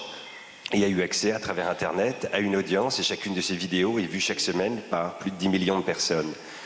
J'en veux pour preuve la ville de Palo Alto. J'ai passé ces 7 dernières années en Californie, à Palo Alto. J'avais convaincu ma femme. Si certains d'entre vous ont fait des déménagements, vous savez ce que ça veut dire. Je l'ai emmené voir une semaine la Californie, Palo Alto, en lui expliquant que c'était le New York ensoleillé de la côte ouest. Et on est arrivé à Palo Alto, qui a une rue, 4 restaurants, 2 pizzerias, et qui reste une petite communauté, mais c'est une communauté avec un écosystème, puisqu'il y a l'université de Stanford à côté, il y a de la recherche, avec tout ce qui a été fait avec la NASA, et un certain nombre d'entreprises qui se sont greffées avec ça, et qui ont créé des emplois aujourd'hui à moins de 10 km. Il y a les sièges de Facebook, Twitter, Google et un certain nombre de nouvelles startups. Et je pense que le vrai enjeu aujourd'hui, c'est de réfléchir en termes de bénéfices, une fois que tout ça sera fait, à quoi vont ressembler nos communautés, à quoi va ressembler l'aménagement du territoire de demain, avec la conviction que ce sera moins les grandes villes par rapport au reste, mais avec la conviction que le succès passera par la qualité de cet écosystème. Et ces écosystèmes, c'est des groupes où, à travers les étudiants, des entreprises, la recherche, on crée des modèles. Et je pense que la bonne nouvelle, c'est que la France n'a pas à rougir. Ce qu'on voit avec le Moho à Caen, ce qui a été fait avec la LormTech en Lorraine, avec plus de 20 000 entreprises, 70 000 étudiants, ce qui fait avec la French Tech à Rennes et dans la région, montre que ces communautés sont en train de se créer. Prenez l'exemple aussi de Angers récemment, j'hésite à regarder l'image, je vous attends. Ce qui a été fait à Angers avec une spécialisation sur l'électronique, où le World Electronic Forum est venu s'installer et créer ces pôles de compétences, créer des emplois et avoir ces écosystèmes. Et je pense que c'est ça aussi la réflexion de fond et l'importance, quand on pense à l'accès, de voir quel est le monde de demain qu'on va créer et cette opportunité de créer ces écosystèmes intelligents sur absolument tout le territoire. Merci pour ces très riches interventions qui ouvrent d'ailleurs le champ des réflexions. On pourra avoir quelques questions de la salle si vous le souhaitez, à l'adresse de nos intervenants. Avec des questions féminines, ce serait bien aussi. Je crois que beaucoup de questions masculines. Alors si une femme pouvait nous poser une question, ça serait gentil. C'était ça la remarque, Sébastien ? Oui, c'était une invitation. Alors, est-ce qu'il y a des questions? Profitez de ce moment avec vos intervenants. Ah oui, mais monsieur, vous êtes un homme. Allez, on va vous passer le micro. Je vais. Merci. Allez-y. Pouvez vous lever, ça sera plus simple pour l'hôtesse qui va vous apporter le micro. Ah. Bonjour, je me permets de dire que je suis le président de la délégation du Secours catholique d'Ille-et-Vilaine, pour vous dire un petit peu d'où je parle. Le Secours catholique accompagne chaque année en Ille-et-Vilaine 12 000 situations de fragilité. Et c'est pas par hasard que je suis venu à ce débat. Je souhaiterais faire 2 observations, d'une part sur le territoire géographique et d'autre part sur le territoire numérique, parce qu'il s'agit bien de territoire là aussi.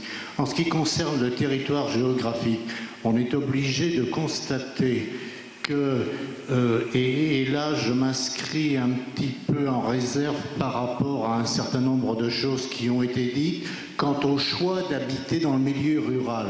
Je trouve que le débat a mis en valeur les aspects positifs du milieu rural, avec éventuellement le soleil du sud-est ou la tranquillité, la nature, les petits oiseaux aussi.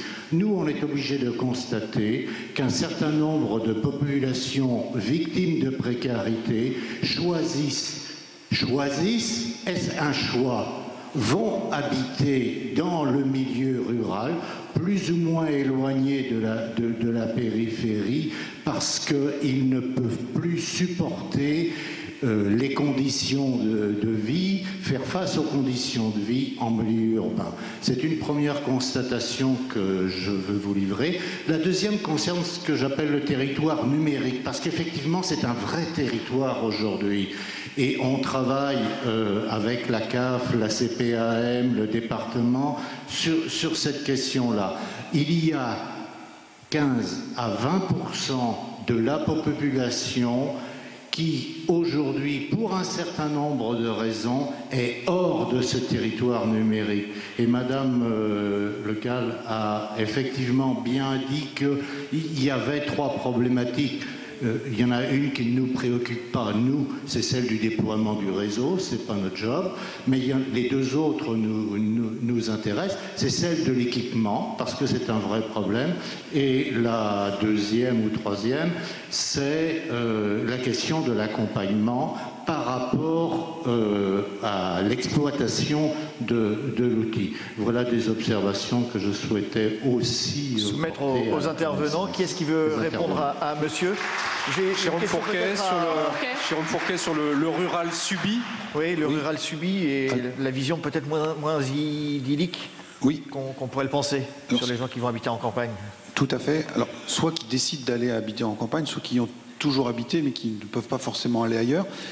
Dans les cartes que je suis parvenu à vous montrer tout à l'heure, il y avait la carte numéro 2 qui était la carte du prix de l'immobilier. Et bien évidemment, c'est un facteur déterminant. On parle d'aménagement du territoire. Un certain nombre d'élus locaux ont lancé par exemple des programmes de lotissement. Quand vous promenez un peu partout en France, on a ces lotissements qui fleurissent de plus en plus loin des grandes villes. Mais derrière, il y a aussi des populations qui sont souvent contraintes de s'installer là si elles veulent devenir propriétaires, si elles veulent devenir propriétaires d'un pavillon, parce que le niveau de revenu qui est le leur ne leur permet pas de se loger plus près de cela. Du coup, ça amène aussi des réflexions en termes de politique publique. Par exemple, quand pour des raisons louables de santé publique, on envisage de modifier la taxe ou la fiscalité sur le diesel, ce sont aussi des populations qui, de par les choix résidentiels, sont contraints d'avoir 2 véhicules et, passez-moi le terme un peu jargonneux, ce sont les publics qui sont les plus dieselisés de France. Et donc on va augmenter la fiscalité sur le diesel et donc ces publics-là vont être plus touchés. Sur votre 2e point, sur cette fracture numérique qui était aussi une fracture sociale, c'est effectivement un point de vigilance pour le législateur parce que aujourd'hui, on a toute une partie des services publics ou des démarches qui sont à faire qui doivent passer exclusivement par Internet. Ça va être le cas par exemple pour la déclaration d'impôts. Alors j'ai plus les chiffres en tête, mais on a encore un délai pour les personnes qui déclarent un niveau de revenu les plus faibles, mais à terme, le législateur prend pour acquis le fait que tous les Français ont un accès à Internet, ce qui n'est pas du tout le cas, et donc ça peut poser des problèmes très très concrets.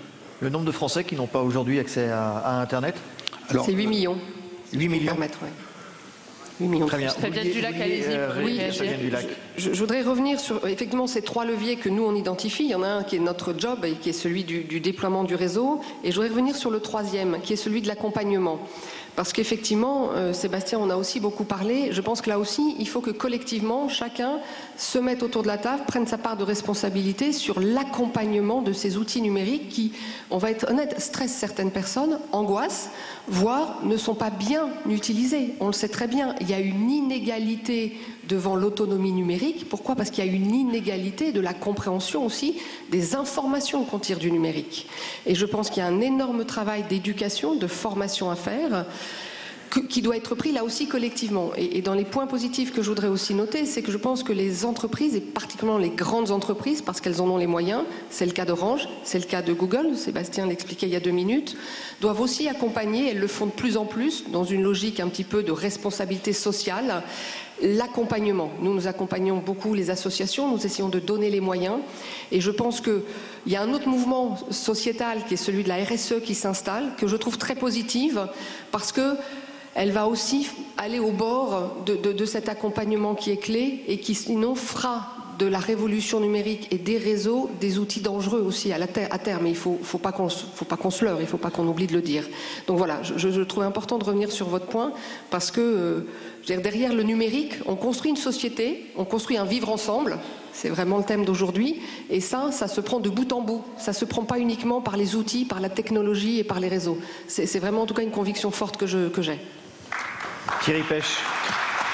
Juste un mot de réaction, parce que moi j'ai essayé de faire ressortir des aspects positifs du monde rural, parce qu'on en fait un portrait noir sans cesse. Mais évidemment, il faut être plus nuancé que ça. Cela dit, faire un portrait positif du territoire français ne serait pas inutile compte tenu de la noirceur générale des commentaires qu'on peut faire. Bon, sur les néo-ruraux pauvres, ils existent, bien sûr, monsieur, vous avez tout à fait raison, mais moi je m'empresse de rappeler aussi que la très grande majorité des pauvres aujourd'hui vivent dans les métropoles. Contrairement à ce qu'a pu laisser penser la compassion généralisée sur la France périphérique, le problème de la pauvreté est d'abord un problème des métropoles, en France comme dans l'ensemble du monde occidental. Donc c'est important de le dire pour les pouvoirs publics, parce que si vous êtes ministre, si vous êtes député, vous devez prendre des décisions pour le pays, et les priorités de lutte contre la pauvreté sont aujourd'hui dans les grands ensembles urbains. Est-ce qu'on peut dire réellement que la pauvreté est en majeure partie concentrée dans les métropoles plutôt que dans les communes rurales? Dans les aires urbaines, bien sûr. Mais parce qu'ils sont plus nombreux, mais en pourcentage aussi? Non, pas en pourcentage. Ah oui, voilà, c'est ça.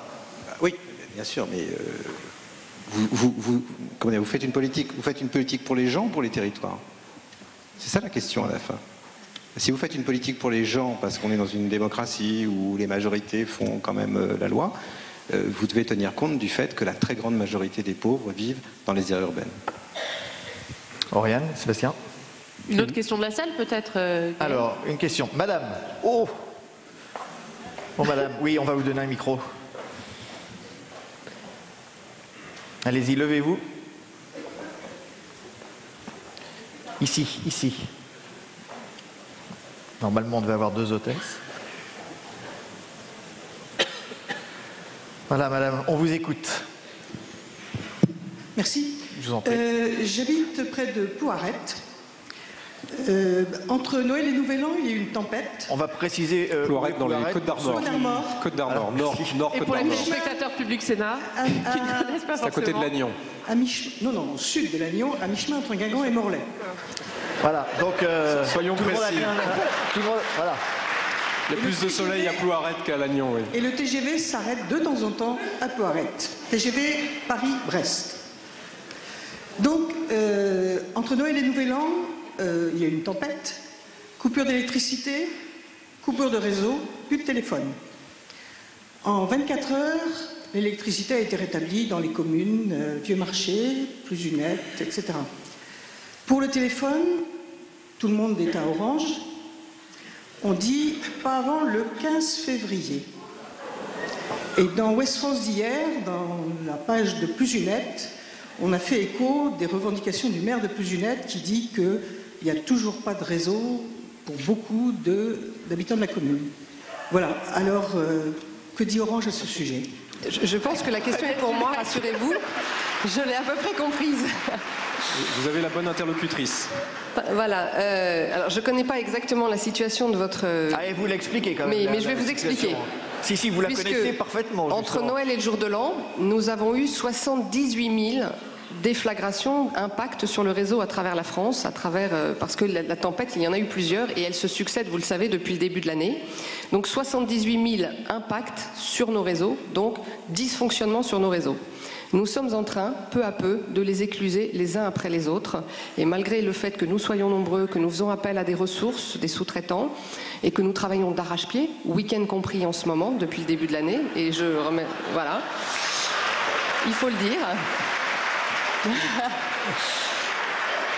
Oui, cela prend du temps parfois de réparer un réseau. Il y a des moments où on sait très facilement le réparer parce qu'on trouve très vite la panne, parce que globalement c'est assez simple. Et il y a des moments où le dégât est plus compliqué. On va essayer de vous répondre concrètement si c'est un dégât collectif qui est beaucoup plus long, qui nécessite des câbles que nous n'avons pas, pour vous expliquer pourquoi ça prend du temps. Nous avons déjà remis en place quasiment 80% de nos 78 000 incidents, mais il y en a encore, et je le sais. On va essayer juste de vous dire pourquoi c'est long. Après, évidemment, plus nous déploierons vite la fibre, moins nous serons dépendants d'un réseau cuivre qui est un peu vieillissant et qui est fatigué, moins nous aurons ce type de problème dans le futur. C'est aussi pour ça qu'on essaie d'accélérer la fibre. Merci, Fabienne. Non, je ne travaille pas à Montparnasse. Sandra Lenouvelle, maire adjointe de Saint-Gilles-Pligeaux. Oui, on n'est pas très loin de Plouarette. Je confirme ce que dit Madame. Alors, pour ne pas vous accabler, parce que c'est pas du tout l'objet de nos discussions, parfois, enfin, pour une panne à peu près équivalente à Querpès, on va tous les citer, la France entière va connaître le Centre-Bretagne. Donc, c'est arrivé en juillet. En octobre, nous avons réussi à créer le lien avec Orange pour s'entendre dire que c'était Bouygues. Donc on attend toujours Bouygues. Je lance un appel pour ceux qui ne seraient pas au bord de la table. Donc, je vous confirme que c'est très long. Je crois aussi, malheureusement, et c'est le cas aussi du déploiement du haut débit, il y a une difficulté de main-d'œuvre. Je pense que je vois bien que tant sur les formations, sur la technicité et après sur la main-d'œuvre disponible pour aller dans les endroits les plus reculés, je pense qu'il y a une difficulté sur la main-d'œuvre. Il faudra plus de monde, c'est ce que vous voulez dire. De quoi, pardon, j'ai pas entendu. De difficulté de main-d'œuvre ? De main-d'œuvre, oui, tant sur la formation que sur la disponibilité de la main-d'œuvre. Beaucoup travaillé d'ailleurs avec les écoles pour augmenter. Ah, peut-être pas quand même. Je ne crois pas que nous ayons ce type de dialogue, et ça me va très bien. Bon, ça me paraissait plus consensuel que ça, mais bon, c'est... mais effectivement, vous avez raison. Légèrement caricatural. Oui. L'accélération, il y a des dizaines de milliers de personnes qui travaillent au déploiement des réseaux en France. C'est des dizaines de milliers. Orange, en France, c'est 77 000 personnes qui travaillent, 30 000 sur les réseaux. Si on regarde les sous-traitants, et vous avez la même chose chez nos compétiteurs, enfin, je veux dire, c'est peut-être 50 à 60 000 personnes qui travaillent sur les réseaux. Donc, on a essayé d'anticiper depuis plusieurs années avec des écoles de formation, effectivement, parce qu'on savait qu'on aurait besoin de ces ressources. Nous, chez Orange, on a recruté 10 000 techniciens ces 5 dernières années pour déployer la fibre. Donc, ils sont au rendez-vous. Mais on se rend compte que l'accélération, et je reviens au sujet tout à l'heure, aurait nécessité plus. Oui. Elle aurait nécessité plus. Mais en même temps, il faut qu'on continue de travailler et d'accélérer, mais on est pris dans une sorte de seringue de temps. Mais on a fait quand même ce travail, d'ailleurs, avec les écoles, avec les départements, les régions, les formations, pour essayer d'anticiper. Et force est de constater que l'accélération du temps, peut-être, aurait nécessité encore davantage. Merci Fabienne Dulac. Une question, monsieur... Alors, levez-vous pour que l'hôtesse puisse vous voir. Ah, pas toujours du bon côté.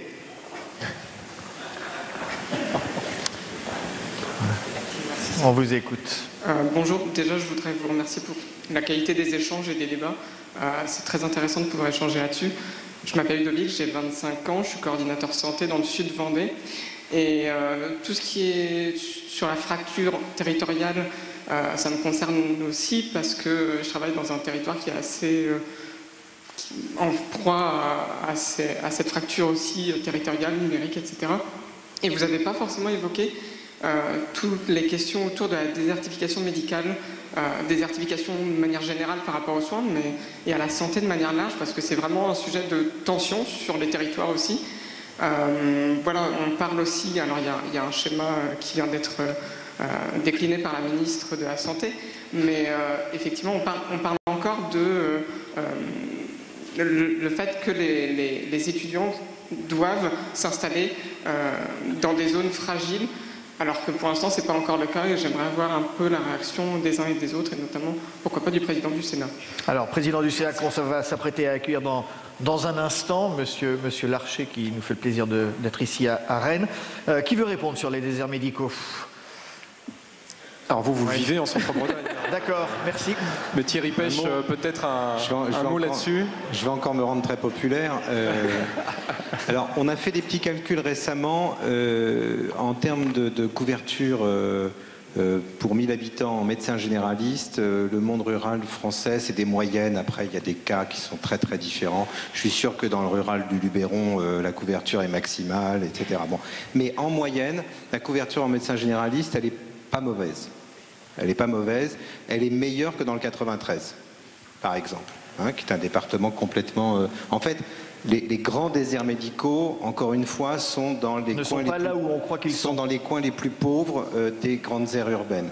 Alors maintenant, pour les spécialités dentistes, etc., là, il y a des vrais soucis. C'est-à-dire que c'est compliqué. Je ne sais pas, madame va sans doute pourrait illustrer le propos. Je vais lui laisser la parole, mais c'est parfois très compliqué quand on vit dans le monde rural de trouver accès à un dentiste. Alors je parle même pas d'ophtalmo, là c'est vraiment très compliqué. Allez, une dernière réponse avec vous. Et la conviction, on revient à ce qu'on disait tout à l'heure, que le numérique c'est pas juste un accès à Internet, c'est ce qui est en train de réinventer pour se vivre ensemble, et la conviction aujourd'hui que les outils qui sont développés vont développer des nouvelles façons aussi pour la santé de se soigner. On voit aujourd'hui avec la télémédecine et des nouveaux usages qui vont être permis de pouvoir avancer dans cette direction. Voilà, merci. On peut faire applaudir le dessinateur. Oui, bien sûr. Merci à vous, Thierry Pech, Jérôme Fourquet, Sandra Lenouvel, Sébastien Missoff et Fabien Dulac. Merci. Merci Sébastien. On va recevoir maintenant dans un instant le président du Sénat, Gérard Larcher. Merci à vous. Et Oriane, vous restez à mes côtés. Je reste avec vous et j'accueille Gérard Larcher, le président du Sénat, qui va maintenant nous rejoindre sur cette tribune. Gérard Larcher qui salue les intervenants, les participants à cette table ronde. Merci, Monsieur le Président. Monsieur le Président du Sénat, Gérard Larcher, qui nous fait le plaisir d'être ici à Rennes. On va bien sûr longuement parler, Monsieur le Président, de cette fracture territoriale dont il a été question depuis le début de la matinée. Mais avant cela, bien sûr, une question d'actualité, une question qui touche les territoires, qui touche le Grand Ouest, la question de l'aéroport de Notre-Dame-des-Landes. Édouard Philippe qui a annoncé mercredi qu'il n'y aurait pas d'aéroport. Est-ce que c'est une décision que vous comprenez? D'abord, si ça marche, ça marche.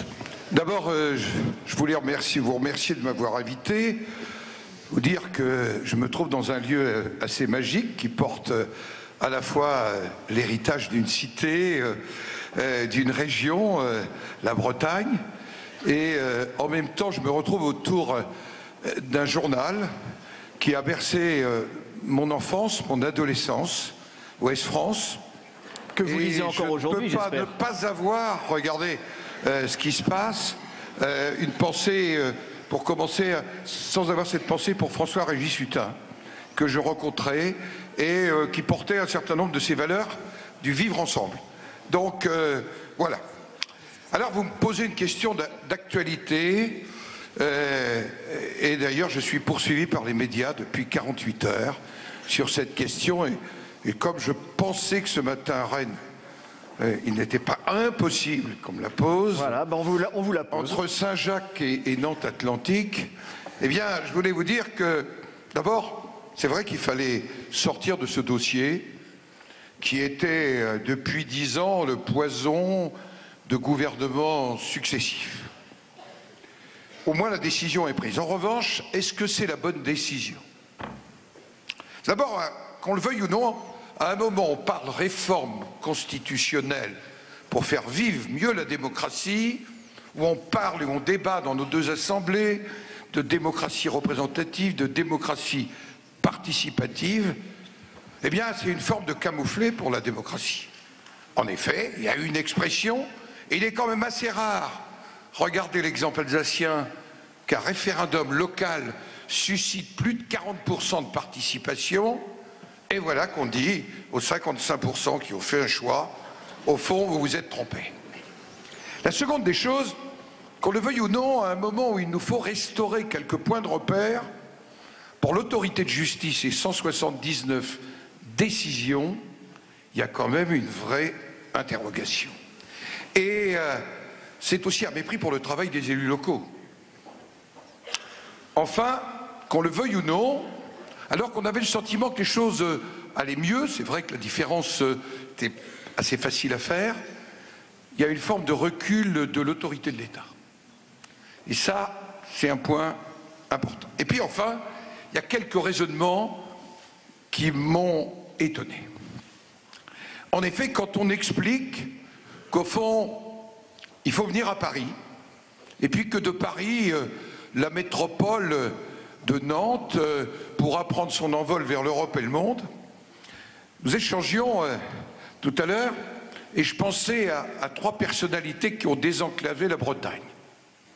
Le plan routier de Charles de Gaulle, un homme un peu atypique, monsieur le préfet de région, je vous salue, spécialiste dans le démontage des grilles des sous-préfectures, Alexis Gourvenec, qui ouvre le bout du Finistère au Royaume-Uni, qui donne à l'agriculture bretonne et à son agroalimentaire des débouchés, et le précédent président de région, Jean-Yves Le Drian, en matière ferroviaire. Et donc, il faut bien se dire, et moi qui suis d'essence gaulliste, que tout ne peut pas se jouer autour de Paris, surtout que le Grand Paris Express a quand même du plomb dans l'aile et qu'on n'a toujours pas fait le Roissy Express.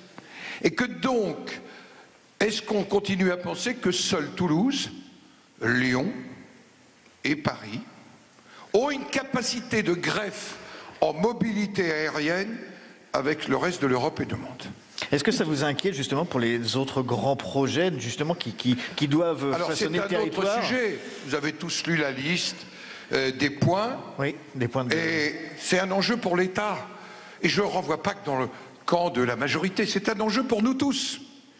Est-ce que nous sommes en capacité d'affirmer que la démocratie locale, que la démocratie territoriale, que la démocratie au sens national, ça a encore un sens? Est-ce qu'il y a encore une autorité de justice? Et tout ça me semble être des enjeux que nous pouvons partager dans nos différentes sensibilités. Je le dis comme je le ressens, il y a une forme de recentralisation. Il faut qu'on y fasse très attention. Y compris dans le raisonnement. Et moi je suis, pardonnez-moi, de la région capitale, Rambouillet, qui est le confin de la ruralité profonde. C'est vrai. Mais je suis à 25 minutes d'Orly. Vous comprenez, deux gares TGV. Je ne suis pas comme un Plouarec, le TGV ne s'arrête pas, mais j'en ai tout le temps. Donc il y a deux mondes. Et j'ai partagé ce qui était dit tout à l'heure. Quand le président de la République va nous proposer au Parlement le débat sur la métropole Île-de-France, ce n'est pas qu'un sujet francilien, c'est un sujet pour toute la France. Est-ce qu'on continue à avoir une conception d'une métropole d'Île-de-France pour elle seule, ou est-ce qu'on en fait une des chances de la France? Et pour moi, fracture périphérique, j'avais écrit au président de la République, François Hollande, après le drame de Charlie Hebdo, de l'hypercachère, il nous avait questionné sur un sujet que nous avions observé. Le 11 janvier, souvenez-vous, on a eu le sentiment que toute la France s'était levée. Mais une partie de la France ne s'était pas levée. Et il ne s'agissait pas de la stigmatiser, cette France, mais de comprendre pourquoi elle avait le sentiment de ne plus appartenir à la même nation. Et j'avais intitulé ce rapport « La nation française, un héritage en partage ». Et j'avais décliné, un peu à la manière de Guilly, la France d'à côté.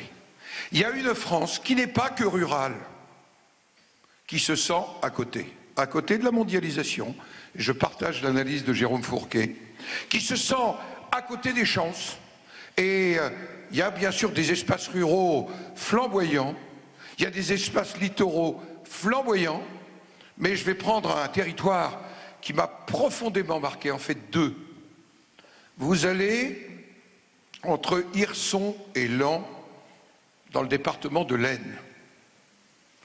Vous avez un symptôme, 2 rideaux sur 3 dans les centres-bourgs et les petites villes sont fermés.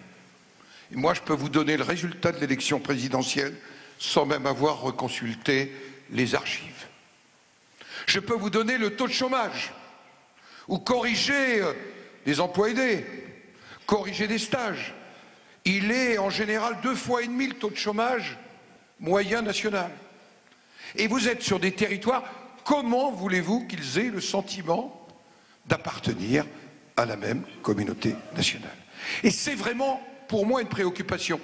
Quand j'ai été à nouveau candidat, j'ai mis 2 objectifs pour le Sénat. L'équilibre des pouvoirs. Nous ne sommes pas un anti-pouvoir. Par nature, nous sommes un contre-pouvoir. Y compris quand on appartient à la même majorité. Je pourrais vous raconter mes tribulations avec le président Sarkozy sur le sujet des libertés individuelles et des libertés collectives. Mais nous sommes un contre-pouvoir dans le sens où nous devons poser un certain nombre de questions. Et l'équilibre des territoires. L'équilibre des territoires, ce n'est pas qu'un slogan électoral pour se faire élire à l'élection sénatoriale. Et qu'on le veuille ou non, et monsieur le préfet, vous le savez, les lois successives que nous avons eues depuis 2008, sur les intercommunalités, sur la nouvelle organisation du territoire, sur la réforme régionale, ont profondément déstabilisé, notamment les 550 000 élus locaux. Et il y en a qui ont le sentiment d'être gagnants et d'autres perdants. Et qu'il nous faut donc reconstruire en se donnant du temps, de la prévisibilité. Voilà, je suis loin de Notre-Dame-des-Landes, mais je vous ai parlé un peu de mon sentiment. Mais vous nous amenez à cette question de la fracture territoriale. Vous en parlez, vous, depuis longtemps. Emmanuel Macron a fait sa campagne sur la réduction de la fracture territoriale. Il s'est engagé à écouter cette France que vous appelez la France des oubliés. Est-ce que, selon vous, au vu du début de son quinquennat, ça en prend le chemin ou pas? Tout d'abord, un mot. J'étais content qu'un intervenant du sud de la Vendée, si j'ai bien compris, intervienne sur la fracture médicale. Ne croyez pas qu'elle commence très loin de Paris. Le département de l'Eure a 2 fois moins de médecins généralistes que le département des Yvelines. Et on est à moins de 120 km de Paris, bien sûr, quand on est au-delà de Vernon. Que le département de l'Orne, dans le Perche, 150 km de Paris, a 2 fois moins de médecins généralistes. Et que s'il y a en plus fracture numérique, vous n'êtes pas en capacité de réduire la fracture médicale, car vous avez nécessité du lien numérique, y compris pour faire fonctionner. Le rôle du Sénat dans tout ça, c'est de réfléchir. Est-ce la méthode contraignante? Est-ce une méthode incitative? Je sais que la région Bretagne s'est lancée avec les départements dans des maisons médicales pluridisciplinaires. J'en ai inauguré beaucoup, mais j'en ai aussi des qui n'ont pas de médecin. Et donc, le sujet, il est posé. Réforme des études médicales, fléchage de ces études, débat autour de la tarification. On sait, c'était un texte d'il y a 22 ans, qu'il ne suffit pas de faire des avantages fiscaux pour arriver à l'implantation.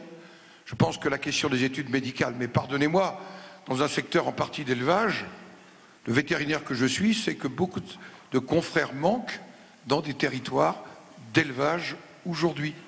Et donc, il y a une forme de fracture. Fracture numérique, le Sénat avait interpellé l'ARCEP au mois de juillet. Et il est vrai que sans doute nous n'avons pas été assez attentifs, les uns et les autres, à la manière dont a été géré l'équipement numérique du territoire. Alors, moi je me réjouis de l'annonce du président de la République devant le Conseil national des territoires en juillet dernier, mais comme je suis un thomiste première manière, je voudrais voir si en 2020, les zones blanches qui restent... Je vous raconte une anecdote. J'avais réagi sur le 80 km/h en demandant là aussi des preuves. Et j'ai un maire de Franche-Comté, Bourgogne, qui me téléphone et il me dit, vous savez, depuis 20 ans, il n'y a pas eu d'investissement sur la route. Il est dans le Haut-Jura. Mais je peux téléphoner puisque je n'ai pas de réseau. Et donc je ne serai pas sous le coup de la répréhension, en quelque sorte, de conduire et de téléphoner. Mes routes ne me permettent pas de dépasser 60 km/h et sur 30 km, j'ai aucun réseau. Ça traduit bien cette France. Et d'ailleurs, j'avais pris comme un coup de poing dans l'estomac ce que m'avait dit un élu du Pas-de-Calais. Il m'avait dit, pourquoi vous faites que des lois pour quelques grandes villes et quelques métropoles puissantes? Je crois que nous avons ce devoir, non pas de dresser, c'était Thierry Pêche, un tableau noir, non, mais c'est une des chances de la France que l'espace, et notamment l'espace rural. Et il y a aussi d'autres inégalités. Je vais parler de ma région Île-de-France. Un habitant de Seine-Saint-Denis paye 3 fois plus d'impôts locaux qu'un habitant de Paris. Croyez-vous que ce soit la faute du président du conseil départemental de Seine-Saint-Denis? Ma réponse est non.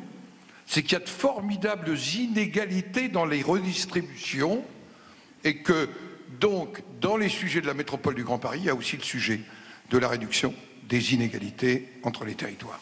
Alors, le tableau, vous le dressez très très bien. Quels sont, on a encore deux minutes pour discuter avec vous. Quelles sont les quelques pistes de solutions que vous et le Sénat, vous pouvez avancer justement pour redynamiser ces fameuses zones rurales? Tout d'abord, il va y avoir un débat très important qui est le débat financier. Quelle équité? Quelle redistribution? Quelle péréquation? Ce n'est pas des sujets médiocres. Parce que si nous figeons sur la seule taxe d'habitation à un transfert tout simplement de la situation d'aujourd'hui, comment on prend la dynamique? Il va falloir que nous révisions les critères de dotation globale, dans tous les sens. Parce que plus personne d'ailleurs ne les comprend. J'ai d'ailleurs été conforté puisque l'ancien directeur général des collectivités territoriales est préfet de mon département, et un préfet que j'apprécie. Je lui ai demandé un jour de m'expliquer pourquoi la DGF de 2 communes voisines, dans les Yvelines, qui se ressemblent au point qu'on ne sait jamais si on passe de l'une à l'autre, pourquoi elles étaient du simple au double. Incapacité d'expliquer la sédimentation de 30 années de décisions budgétaires successives. Donc le premier sujet, il est financier. Le second sujet, c'est de trouver dans le débat métropole, département, des réponses équilibrées.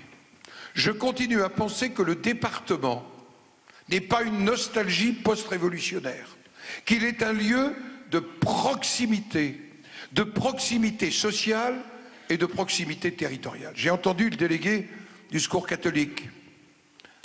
Moi, j'ai tenté une expérimentation qui marche plutôt dans ma commune. Je ne suis plus maire, mais je l'ai été un certain temps.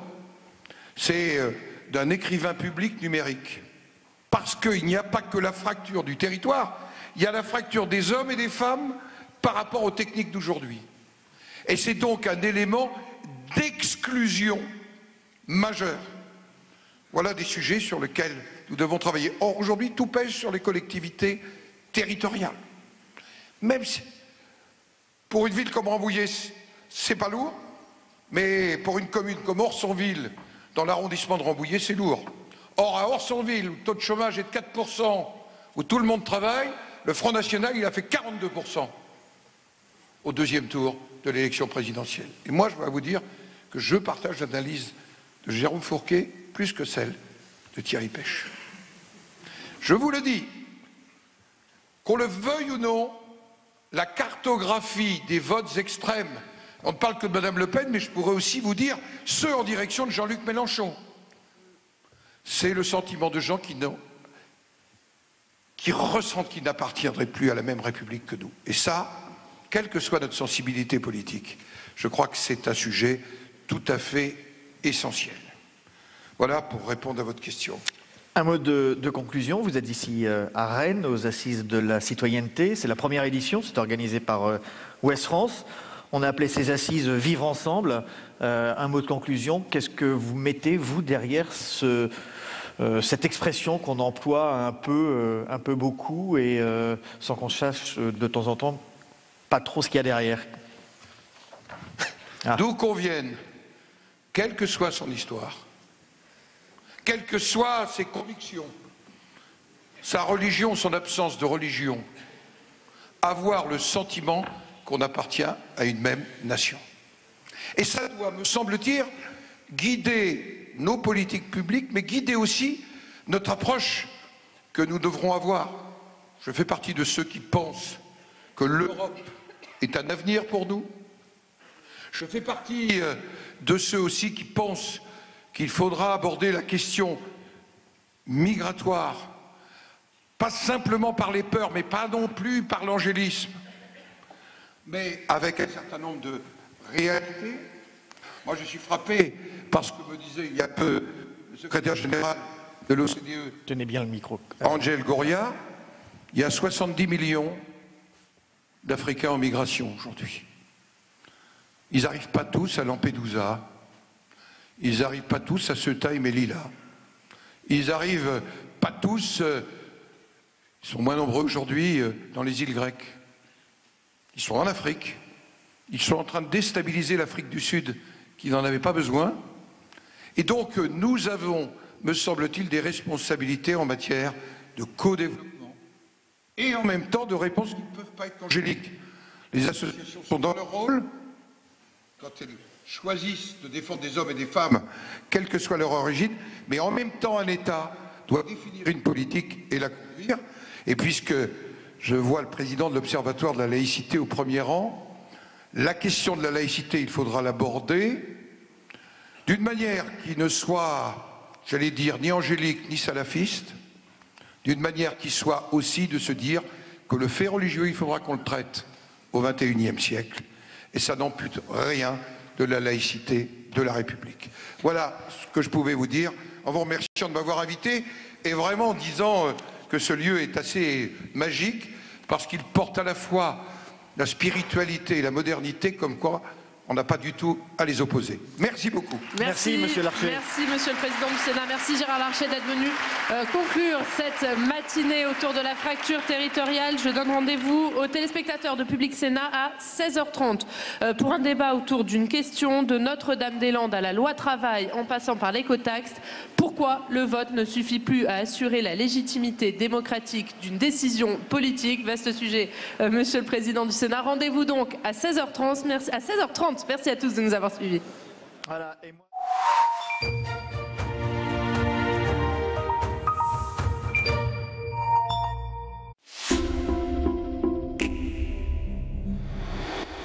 Le mandat de maire, c'est le plus beau des mandats parce que c'est celui qui est le plus en lien avec la population. J'ai eu la chance d'avoir la confiance de mes concitoyens, renouvelée bien 7 fois. À 9h du matin, on peut être sur les finances, à 11h sur les travaux, à 14h sur la culture.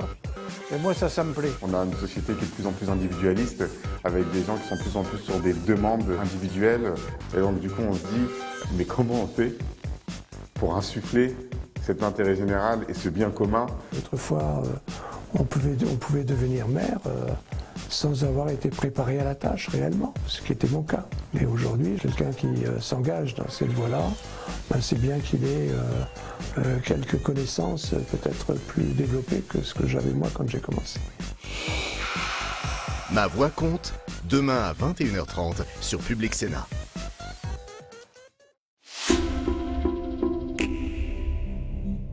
Chers compatriotes, qui imagine un seul instant le général de Gaulle mis en examen? Sûrement l'homme le plus cité de la politique française. Marqué très longtemps à droite, la référence au général de Gaulle est désormais quasi obligatoire. Je n'hésite pas bien sûr à citer le général de Gaulle. La France, c'est pas la droite, c'est pas la gauche, c'est tous les Français. De Gaulle, c'est celui qui a libéré la France, puis qu'il a gouverné une grande partie des 30 Glorieuses, une période faste. C'est une référence, il a durablement marqué l'histoire. Ce qui est à redouter, à mon sens, après l'événement dont je parle,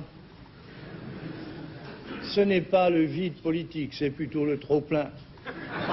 De Gaulle, 2 syllabes qui font immanquablement référence au nom romain de la France, 2 syllabes magiques dans lesquelles les politiques se drapent.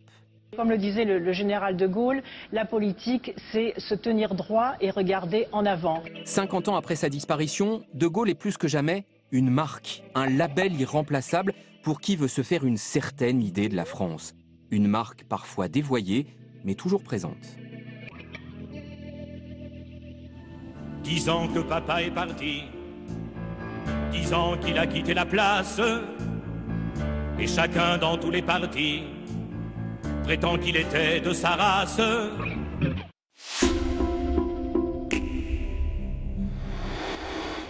L'Indonésie annonce avoir donné l'ordre de préparer les exécutions de 10 condamnés à mort pour trafic de drogue. Serge, 44 ans, est français, marié et père de 3 enfants. Ça fait des années qu'on se bat quand même pour sortir la vérité, qui n'est pas coupable. Je vous ai bien compris, ils ne préviennent pas de l'exécution et Serge a vu certains de ses compagnons de prison partir pour l'exécution. Partir pour l'exécution. C'est avec beaucoup d'émotion que je m'adresse à vous aujourd'hui. La peine de mort est un acte barbare. Ce que les familles vivent en ces instants est une vraie torture. Pour tous, pour Serge, espoir. Serge, condamné à mort. Demain à 23h30 sur Public Sénat.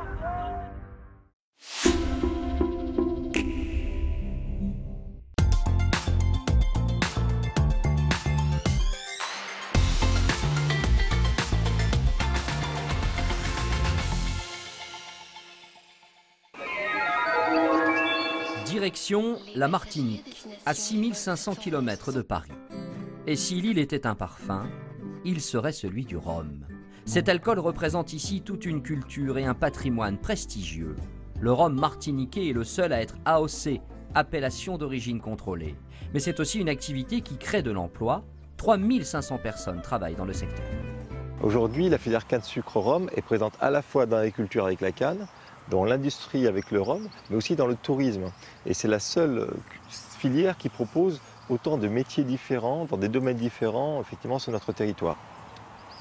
Planter 1 hectare de canne, ça coûte à peu près 6 000 €. Et on replante à peu près 700 hectares par an. Bref, c'est une économie qui tourne. Nous recevons aujourd'hui dans nos structures distilleries 600 000 visiteurs par an. Et qu'aujourd'hui, ce spiritourisme crée de l'emploi, tant au niveau agricole qu'au niveau industriel, qu'au niveau service. Et c'est ce dont la Martinique a besoin. Le rhum pèse 500 millions d'euros de chiffre d'affaires par an. La Martinique compte 7 distilleries réparties sur le territoire autour de Fort-de-France. 16 000 bouteilles sont produites chaque année. 75% de cette production est exportée dans le monde entier. On a la chance d'exporter nos produits dans une trentaine de pays à aujourd'hui et cette tendance va croissante. Et on espère bien pouvoir faire rayonner le rhum et surtout la Martinique parce que je pense qu'on est une ambassade de notre belle île au travers du monde. Mais tout n'est pas si simple ici. Le rhum est l'alcool tiré de la canne à sucre. Et pour continuer à exploiter et même augmenter cette production, il faut sans cesse planter. C'est le problème des producteurs et des agriculteurs martiniquais, car sur l'île, on commence sérieusement à manquer de place. Pour faire du rhum, il faut de la matière première. La matière première, c'est la canne à sucre, qui nous manque actuellement. Donc, on a un impératif d'augmenter la production de canne.